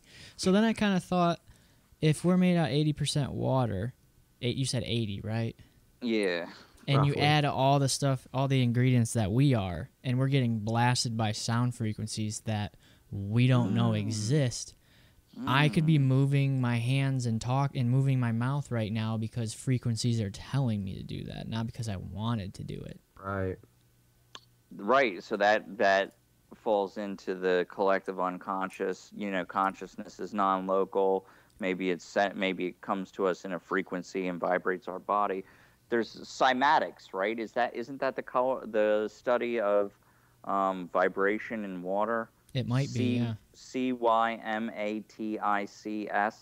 Yeah. Somebody linked me to an awesome video where they put water on a dish and had it lit so it would reflect light, and then they started to do oscillations to it, and then through video magic they pulled out the peaks of all the waves that were created, and showed it in just light above the water, and it looked like a DMT mandala, or like a mandala that you would see from Carl Jung, like it was a flower of life stuff, like Wow. really it was like, I've seen that before.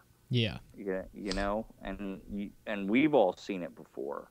People have done that with sand on a sheet of metal and taking a violin, I don't know what it is. Bow, yeah, and then they would slide it down the sheet and it would create patterns too. I saw something where these I think they were Buddhists. They had this like ritual where they would I couldn't find a video. I was just reading an article about it, and they could move stones with vibrations. They would have these big giant stones. I mean, they're big. Us three could not pick up these stones. Well, I could, but all right, maybe you could, because you're like fucking the Hulk. Shout out to Buddha. Me and Panotic could not pick up these stones if we cloned ourselves 4 times. And these people would set up instruments like drums and other types of instruments, and they would play a certain way. And they would lift the stones and move them, literally with vibrations. Get the fuck out of here. And there was the guy that with the coral castle in Florida or whatever. Go on. I'm sorry. I didn't mean to cut you off. No. Go on. Same thing. A guy about our size, like my size, like a small old dude in Florida, would get coral delivered to his house, huge pieces of coral that weighed tons, right? And he would have them back the truck into the yard and leave. And then they would come back a couple hours later, and these pieces would be stacked on top of each other, and like he was completely by himself, and there was no equipment or machinery. That's crazy. And people would be like, "What did you do?" And he's like, "Oh, I know how the Egyptians built the pyramids. I understand the technology." Wow, that's incredible. I feel like ancient aliens. Think that's possible? Yeah, Coral Castle. If the Buddhists Coral Kingdom or Coral Castle or something like that, Google it. But you should. I mean, it's the same thing that the Buddhists are doing. It sounds like. Where did you see that Buddhist thing? Dude, I have no idea how I stumbled upon that article, but ancient aliens talk about ancient it too. aliens. They did. They talked about guy that lived in some crazy area or whatever, and he just had a house with a backyard of he had a bunch of stones in his backyard that weighed tons, and he was moving them around, and the only picture they have, or like one of the pictures they have, showed a black box on a pole, and they were starting to think that maybe something secret's in the black box or something, but I don't know. It's the same type of idea that was happening for this guy also. That didn't make any sense. I pulled up the Wikipedia article, and in the first sentence of him, they call him an eccentric. Latvian-American eccentric Edward Leedskalnin claims that it was built single-handedly by using reverse magnetism and or supernatural abilities to move and carve numerous stones weighing many tons. Nobody saw him do his work, although a few teenagers claim to have witnessed it, reporting that he caused the blocks of coral to move like hydrogen balloons. The only tool that Leedskalnin used or spoke of using was a perpetual motion holder. What? Well, yeah. I've been doing That's this crazy. for years. Wow, weird. Weird, weird, weird. Life is weird. Yeah, this whole thing is weird. You know, I'm just like every day I ask myself at least once a day, like, what the fuck is going on? And that started, I guess, after my first DMT trip. I was telling Brando that people come out of the. I've seen a handful of people come out of DMT trips, and every single one of them goes, what the fuck was that? What the fuck was that? What was that? Where is that? What the fuck am I even talking about? What? Yeah, and it's like that, man. It's like if you go and you break through and you know you get back and you're like, what the hell is going on? Because you see things that you couldn't have imagined. You know what I mean? That I've never seen before. That definitely did not come out of my mind. 100% positive. No way, shape, or form it came out of my mind. You know, and it's like, and that it leads me to look at the rest of it and go, what is this? What the hell is this? Like, what is this? Yeah. I think it's an illusion. I think it's us completely just playing with light and mirrors. You know, you're a mirror. Light bounces off of you. Certain wavelengths of light bounce off of you. You're a mirror. Like everything's a mirror for all intents and purposes. I feel like it's kind of like what Alan Watts said when in his video Dream of Life, and it's like if we are gods and we are capable of doing anything we want to do, we would spend our time doing everything we wanted to do, and then after so many years of doing anything we wanted to do, we would finally be like, you know what, I kind of want something to happen that I don't expect. That would be fun. Like if I just was wandering around and something crazy happened and it was out of my control. And then you get back from that experience and you go, wow, that was crazy. Barely made it out of that experience. Let's do it again. And then you do it again and again and again, and then you get to where you are right now. And we have the capability to do whatever we want, but we pretend that we can't. We pretend that we're not God. We're playing this game. We're in this illusion, like what you were saying. No, you're exactly right. I might have gotten that from Alan Watts. I've heard that speech. He's spectacular. He's crazy. I mean, he really is incredible. And it's almost like he's still around. Yeah. Same way with Terrence. You know, Terrence is still around. Yep. You know, he's never going to disappear. I love listening to his stuff too. Him and Ram Dass and Alan Watts and Terrence McKenna. Ram Dass is a cool guy. I like listening to him on the Duncan Trussell podcast. He had him on there. Mm-hmm. Wow, that was a really good episode.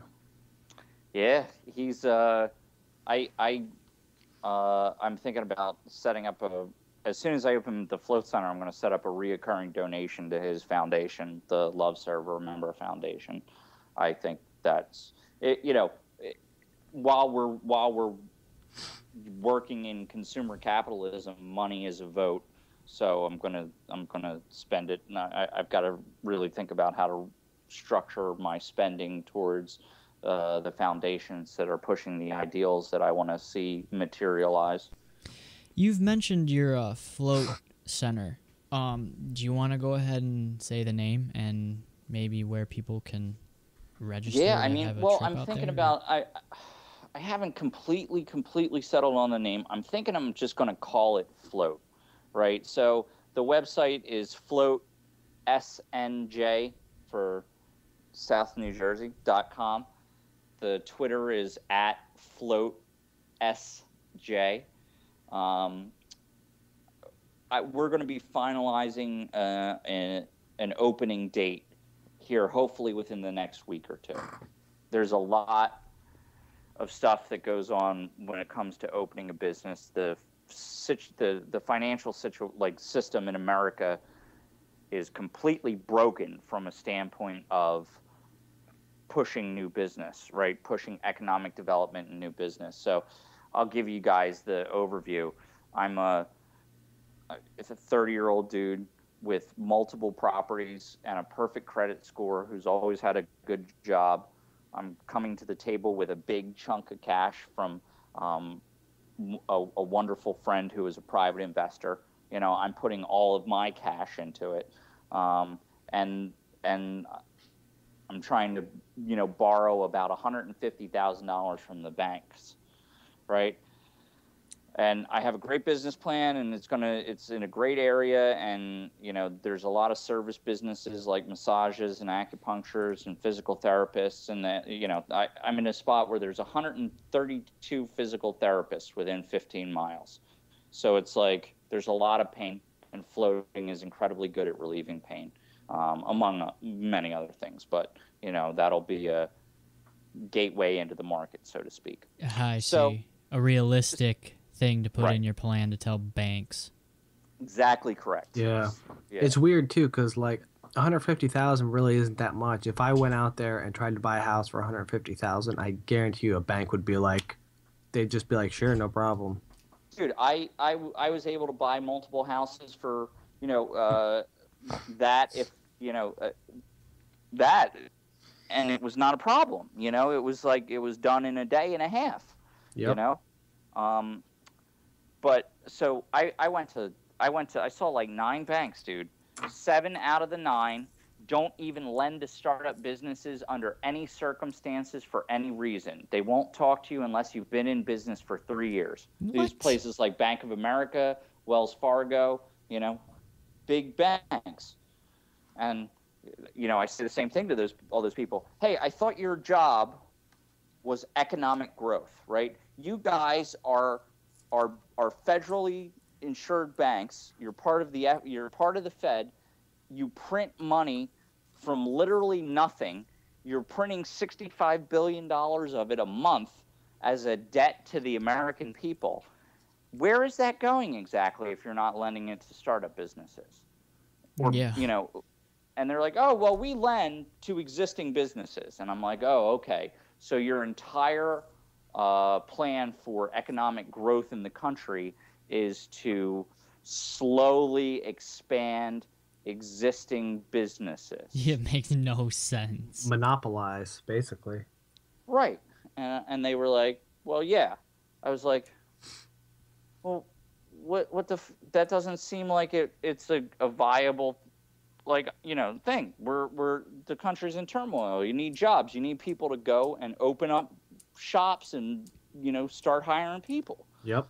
You get the whole thing going again, and they're like, oh, well, no, we don't want to take the risk. So it's like, okay, I found two banks that will lend to startups, and one of them said, oh, you're going to be the first float center within 90 miles. We're not interested. We don't have any model to predict how you're going to do. And I was like, okay, fine. And the other place, so the stipulations so far are they take liens on both of my properties, right? They take liens. I'm trying to borrow $150,000 from them, and I'm going to buy, of that 150, 116 grand is equipment. So they're going to take liens on 116 grand of the equipment, right? So so if the business goes up, they take both of my houses and all the equipment, right? And they still wanted me to find another co-signer who has the income to pay the loan payment if A, I never open the business, B, they never get a payment from me, C, they are unable to collect any money from reselling the 116 grand worth of equipment, D, they are unable to collect any money from reselling 2 houses. E, they are unable to collect any more money from me, if I go back to work, which I would have to do if that was the case. So they're covered 6 ways to Sunday, and they're still like kind of twiddling their fingers about it, and I have perfect fucking credit. My credit score is better than 98% of America's. So, it's a situation where there's been a lot of frustration, and because I'm literally trying to do something. I'm trying to open a business that will improve the quality of people's lives. It'll make them healthier, literally, because soaking in Epsom salts, fixes magnesium deficiencies. It helps circulation. It lowers inflammation. Mm-hmm. It'll give them, it'll give them a little bit of peace because it's a nice, calm, relaxing, peaceful perspective kind of thing. Everybody that does it reports a better that they become better or that they feel better after their sessions. So, you know, and you're dealing with banks that are like, oh well, we make this capital out of thin air, out of nothing, but you can't have any. Yeah, pretty much. It's all ours.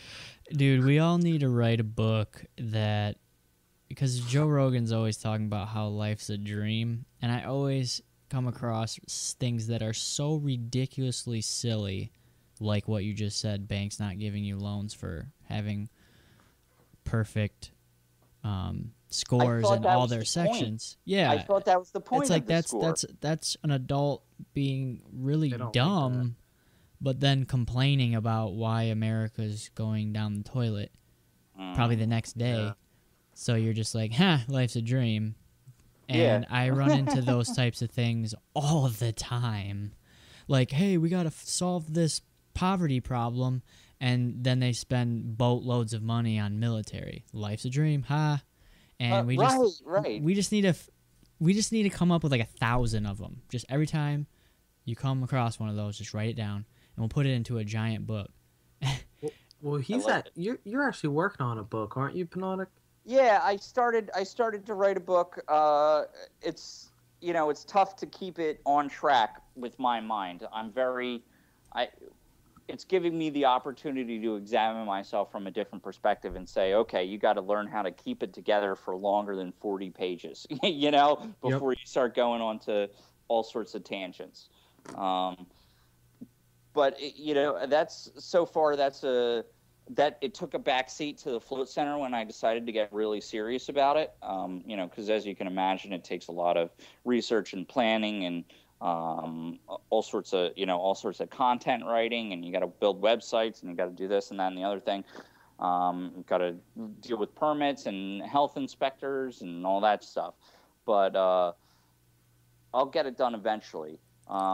It's kind of just a piece on the perspective that mushrooms, my perspective before and then the perspective of the mushroom, and to try to put it into a way that will get other people to look at it from a manner where they would be more willing to sit down with it, and say, oh, okay, it's not illogical, it's not unreasonable, it doesn't make you want to go crazy, it doesn't make you crazy, it connects you to a deeper version of yourself and potentially a different level or type or sort of consciousness that you were unable to access otherwise. I would read your book. I appreciate that. I probably would too. I wouldn't finish it though, because I have a personality that likes to start things but not finish them. Yeah, I'm good at that with books too. I've finished a couple though. Recently, I have finished a couple, and I'm nearing the end of like 2 more books. So cool. I've learned a lot from that though. I realized that my personality is really good at picking up on trends. So my brain is trying to help me when it doesn't finish a book. And I noticed that when I told myself I couldn't read another book until I finished this book, I'd read 1 a year. Whereas if I just let my brain do its own thing, I would read 25 pages in of 80 books. And to me, that's the way my mind works. So I sort of just accepted it and embraced it. And it's actually working a lot better for me. Have you ever thought about reading the last 25 pages of any book? I should try that. That's interesting, yeah. I know a guy, he reads, before he'll read a book, he'll read the last, 15 pages. and then if he likes it, he'll read the book. Nice. There's only a few books that I've finished all the way through. Yeah. My mind just wants to read something else after a little while. Yeah, the books that I can just blow right through are like... if it's like a true story, like I can read Into the Wild. I can read that book just endlessly until I finish it. Or like I read One Man's Wilderness. I continued to read that until I finished. I wouldn't stop. Like any time that I had spare time, I was reading that book. I finished it in like 4 days. Whereas if it's a book where it's more learning, it takes me a while because like if you read one page, that's a lot of new information to read. So you have to just kind of think on that for a while. You need to like fully understand it, and that's kind of a problem in schools too. You're forcing these kids to read like a 400-page textbook filled with this information, and you want them to learn about it and understand it in like 60 days with like, you know, minimal. I mean, if you're in one class for an hour a day for 90 days, that's really not that long for a 400-page textbook. There's a lot of shit to understand. If that was a 400-page story, they could fully understand that in a week. But a 400-page textbook with, you know, theories and definitions and all kinds of stuff that you have to learn, that's just unreal and just a stupid way to approach education. Yeah, with the way that they are approaching that, I don't understand why do you want to learn something from somebody else's perspective anyway? What good does that do for you? You know, like if it was up to the student, maybe they start learning something in the middle and then come back and, you know, what somebody else says is the middle. But, you know, I think you should let somebody's curiosity lead how they learn about any given subject. Yeah, curiosity for sure. Whenever I'm curious about something, I learn about it. I go and whatever, I Google it or I look at it or I try to just figure it out or something. I teach myself. How much easier would it be to learn if you could sit with a subject matter expert? Let's say I wanted to learn about brain neurochemistry, right? And I said, and I had two options. I could sit with a neurochemist and he would answer the questions as I came out with them, or slap a book in front of me like a neurochemistry, you know, 700-page neurochemistry textbook, right, and try to figure out where to begin. You know, it's like, what is a neurotransmitter? You know, and then the neurochemist tells you, and it's like, well, why does it behave like that? You know, and I think you'll find out that a lot of the times, if a child were to question a subject matter expert in anything, he wouldn't get too far before the guy would have to say, well, I don't know. Yeah. You know? I think it's like a 5-minute conversation with any child. Like any 10-year-old could question any subject matter expert on anything, and I think they'll get to, well, I don't really know, pretty fast. I don't really know that because like the problem is a lot of these experts, they're experts in what's already known. You know what I mean? Like we're teaching kids stuff that we already know. Like there's no room for improvement because they're just absorbing all this information that's already out there, which is why I think people who don't understand a certain subject so well they can change that subject. They can see the new solution. They can see the new answer because they're not so sucked into the stuff that's already known. They're more open. Well, you have to have a platform, right? You got to have a foundation. Right. But I don't know if everybody's foundation needs to be the same either. No. There's a lot of... Go ahead. No, go on. I was just going to say there's a lot of lack of individualization in the process. Yeah. And that's... I guess life is super silly because it seems like the younger generation... They're the ones with the curiosity. They're the ones that ask the questions that are silly questions to the professionals. Right. And very silly. And then the professionals don't listen to what they say, and then they're surprised when a 15-year-old kid comes out with something that finds cancer better than most that are out in that field, and they're blown away by it. Life is silly. Right. Life is a dream. Ha ha ha. Right. That kid. Did you read the story about the kid? They put him in special ed and said he couldn't learn, and now he's up for the Nobel Prize. Yep, TED Talk, right? Yep. Wow. Yep. What's that story? He had autism or something. I think so. Yeah, and I could tell because when he was presenting, he was just it really wasn't that bad. and I guess his teachers told him that he won't be able to learn anything, and I guess he went home and just started learning math on his own, something like that, and he's like a genius now. That's awesome. And yeah, it's just incredible. I mean, right? So it's like, why can't we figure out that everybody has a different personality and perspective and whatever it is, whatever other factors go into it that makes you excel at a specific facet of exploring reality, you know? Yeah, you're exactly right, and that's what I was touching on with the book thing. I was forcing myself to read an entire book because that's what society told me. That's how you read books. And it's like, wait, how about I just do it the way that I naturally do it, and all of a sudden my reality is I'm flowing with the current instead of swimming against it, and everything changes then. And so when people show pictures of squiggles going into a classroom and turning into squares, that's exactly what they're trying to say, is all these squiggles different kinds of squiggles would bring in all these different ideas that could change the world, and they're being told that they have to do it in this form, and that doesn't really make any sense. So if you look at water, right? Water can change into any single shape. So if we're all just water molecules, we can transform ourselves into any shape that we desire, depending on the path that we take. However, a classroom is literally just an ice cube tray that we're filling up. We're literally kids are ice cubes.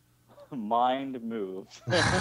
Yeah, we gotta have like a lady say that so I can just press a button. It's like mind moved.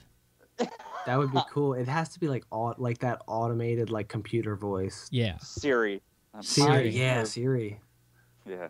A Scottish Siri. We should get her on the podcast. We should get Siri on the podcast. That's quite the goal, man. Why? She's a fucking blabbermouth, man. She'll tell the government everything that you're talking about. Right. I think I asked someone. Yeah. I asked someone to ask their Siri who Edward Snowden was, and next to his name was System Administrator, and I thought that was a little weird. That is weird. And then someone later on did it, and it didn't register anymore. So I thought that was kind of weird. What if autism is literally like the next step of evolution in human beings? Like, you know how like people with autism are extremely smart. Not all, though. You got to be careful. A lot of times we like suppress them, but I've noticed that like people that I've met with autism, they're really smart. They learn things really, really fast. Well, yeah. I mean, I would say that everyone's smart, but when there's a kid with autism that's super intelligent, like the guy that rode over New York and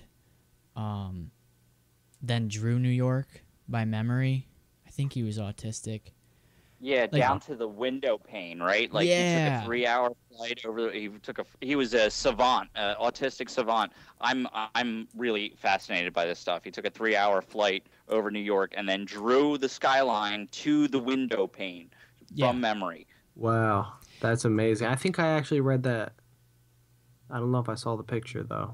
And I don't know if it's just like some of them aren't guided in the right direction, but there are autistic kids out there that they obsess over one thing, and then you might not think that's a very intelligent thing. Like if an autistic kid focused on how the caps turn on a water bottle, they'll start to talk about that all the time, and they don't understand that other people might not want to hear about that all the time. Yeah. So they obsess with it. I guess.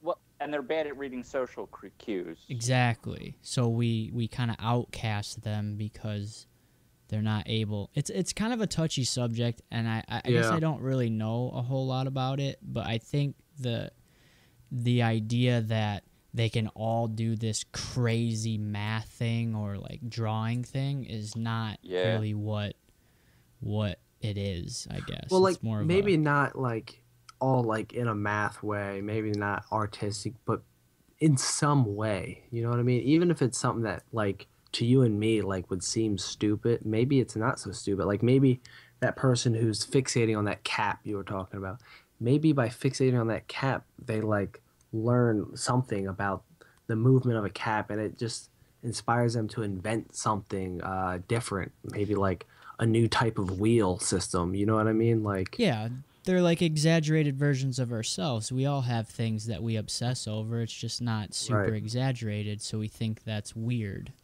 But Yeah, exactly. honestly, what are we trying to do? We're trying to find out what we're good at. We're trying to find our purpose in life. So if it was a little more exaggerated, if we kind of just embraced it, it would become more exaggerated, and then we would know what we're good at. We would find out Right. what piece of the puzzle we really are. So Yeah, it's it's a almost like strange thing. we should look at them and be like, they're not that weird. They're just. Well, Go ahead. they're not. I grew up with an autistic kid on my block. There's two pieces to this puzzle. There's two pieces that I want to share. He beat Mario 3 the same day that he got it, right? Damn. That's fast. In 4 or 5 hours. He might have died like 2 times. So he had this gift where he could just fly through any video game that you put in front of him, and he just got it and he could do it. And then he remembers every single birthday of every single person that he's ever met, and he can tell you what day it falls on any year that you give him. Oh, in 2026, what day is my birthday going to be? Thursday, you know? So somehow his circuits are programmed to perform incredibly intense logarithmic mathematical functions. Wow. Right?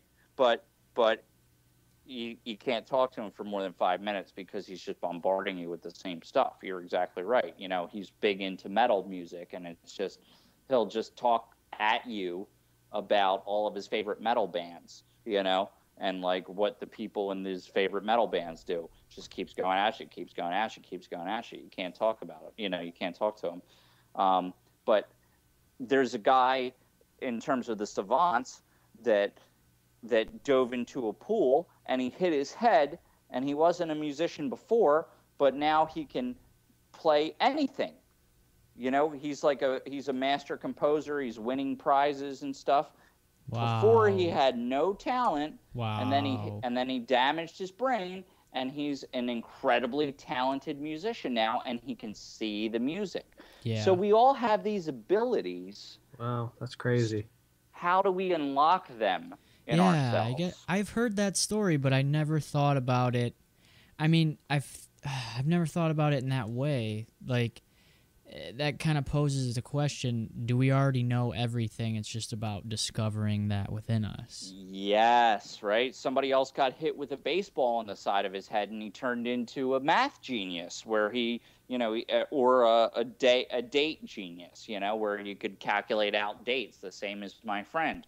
He didn't have it before. He got hit in the head with a baseball, and voila, you know? So how do we perfect that hitting technique? You know, like, I Come think here, I got a think bat. one of the best ways that you can go about like discovering like your talent or finding it out what it is you love is really to just open the door, you know, open the door to your mind. The less doors you close, the better. You just need to let that all in, and at the same time let it all out. Like you have to bring in and let everything out of you, and you can't do that if you shutting doors constantly, like, oh, I know, or that's not true, I feel like belief is like the destruction of thinking. If you believe something, you stop thinking about it because you already believe one thing. It's like, oh, well, you know, I don't think there's any other options. I believe in God, or like, you know what I mean? You kind of just cut off thinking. And Yeah, like Rogan said, you're on a road and you don't really know where it's going, but you're still stuck on that specific road, afraid to get off of that road. Yeah, and it's a bumpy road, you know. You got hills, you go up the hill, which are your high points, you go down the hill into your low points. You know, every once in a while you get a flat tire, you get a little bit depressed, you got to pull over, you got to fix your car. Luckily that tow truck driver comes along and you know, And that's I'm your good driving it, and I'm like, "What up, Brando? yeah, that's I'm your here to good help." friend stopping by and he's helping you out of a hard time. He's pulling you up the mountain, you know, getting And you out. yeah, And and that you're happens riding along with me, and repetitively. we're driving along, and we see Peanautic, and he's munching on some mushrooms. We're like, "Hey, Yeah. buddy, He's tripping on the come side of hang a out." road. I'll be picking dandelions trying to make wine. That's great.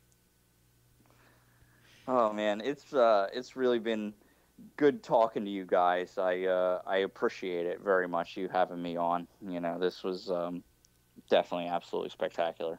Yeah, it was a lot of fun, and we will definitely probably have you. Probably, we definitely will have you on again in the future Uh, if you're it's not my busy pleasure. with your super successful business that's going to be starting soon. Yeah, we'd like to podcast with you, maybe before, but definitely after. After you get that started, we'd like to podcast with you. Oh, I would love to. I'm not gonna have my own podcast necessarily, but I would like to have the equipment in the float center so people can kind of go in and record for maybe 20 minutes, talk about a topic, you know, brief intro on a topic, go float for an hour and a half on it, and then come back out and, you know, uh, finish up the conversation in a much more in-depth fashion. That would be very interesting. It'd be cool to like if I was there podcasting at the Float Center with Steve, and Yeah. as the customers were coming out of the Float Center, I Oh, would that would be I would ask awesome. them questions, or like I could ask them before they go in, and then when they come out on the podcast, they can tell me their answer. I think that's fucking brilliant. I That would would love that. that would be cool. Yeah, man. I would absolutely love that. They come out different people. Alcoholics walk away from drinking, you know, people have quit smoking off of floating. I'm happy to be opening it.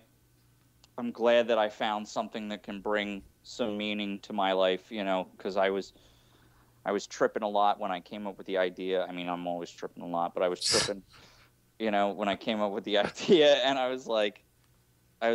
asked the mushroom, I was like, yo, so what do I do? Like, how do I, And what do the mushroom was like, "You got to get new shoes, man. You keep tripping."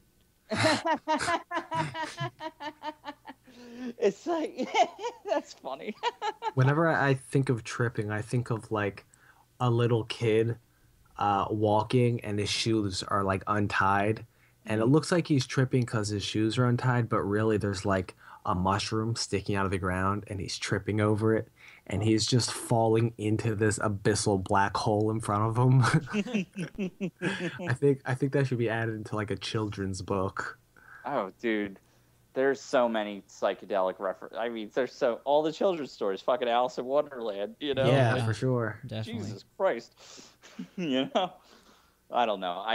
I'm looking forward to the day that people are allowed to freely explore their consciousness, and that it has all sorts of repercussions, like how we deal with autistic people and how we deal with schizophrenics and things like that. You know, in the shamanic society, schizophrenics are separated from the group and they become shamans, and they're like, you're going to lead, you're going to prophesy, you're obviously in better communication with the other side than we are. You know, they're held in esteem. It's, you know, I just hope that day comes soon. I'm sure it will. Yeah. But thank you for having me. I'm glad to talk to you guys. It was Yeah, a we lot. appreciate you coming on the show. It was awesome. I hope the listeners had a good time. For those of you listening, you can find him Penautic Express. That is PNAUTIC Express. All right, and that's his Twitter handle. And we'll put the link to it. Yeah, and it'll be in the everything. description on the website. Yeah. Sure. I would love to do this with you guys anytime. Anytime that you need somebody to come talk crazy Yes, just let me know. Yeah, it'll be a lot. So Good. It'll be often. Good. And Yeah, we'll, I really enjoy the relationship. You know, it's like Twitter lets you connect with with the others. Twitter lets you find the others. So, you know, I really enjoy the relationship that I have with you guys, even before we got a chance to talk here, and with everybody else out there. You know, so and we'll keep doing what we do. nice. You're doing a great job, and you're doing something important. You better. Thank you. That means a thank lot. you. And thanks for Appreciate coming on. that. Yeah. All right. Have a good night, guys. All right, Thanks. you too. See you Thanks for later. being with us. Thanks. Bye. Bye. All right, well, there you have it. That is podcast number 5. That was good. Yeah, I really feel enjoyed like that. these just get better and better each episode. They do, right? I feel like we've almost kind of inherited this, or even kind of just like jumped into this position where we have no choice but to educate the youth. We've literally become educators. We step. It's like it's a weird. It's hard to put it, but you know, teachers aren't. They're not doing their job. slacking as a whole. There's a lot that kill it, and it's just like we've been given this opportunity, and it sounds egotistical and stuff, but I'm not here to tell you how to live or anything like that. And I know Brando isn't. You're probably not here to tell people how to live either, but. No, You not know, at all. if- You can do what you want. Yeah, if people agree, mind moved. If people disagree and they search for a truth, mind moved. So we're always winning. So it kind of sounded like Charlie Sheen right there. Dude, I was but, just about to be like, winning. but I don't know. I mean, people find comedy and they find crazy ideas, and it's like an outlet, and it's a place for people to listen and feel like they have somebody else that's talking about the same thing they're talking about. And we're literally doing what Alan Watts said: share your secrets, talk about your ideas, so people don't feel alone.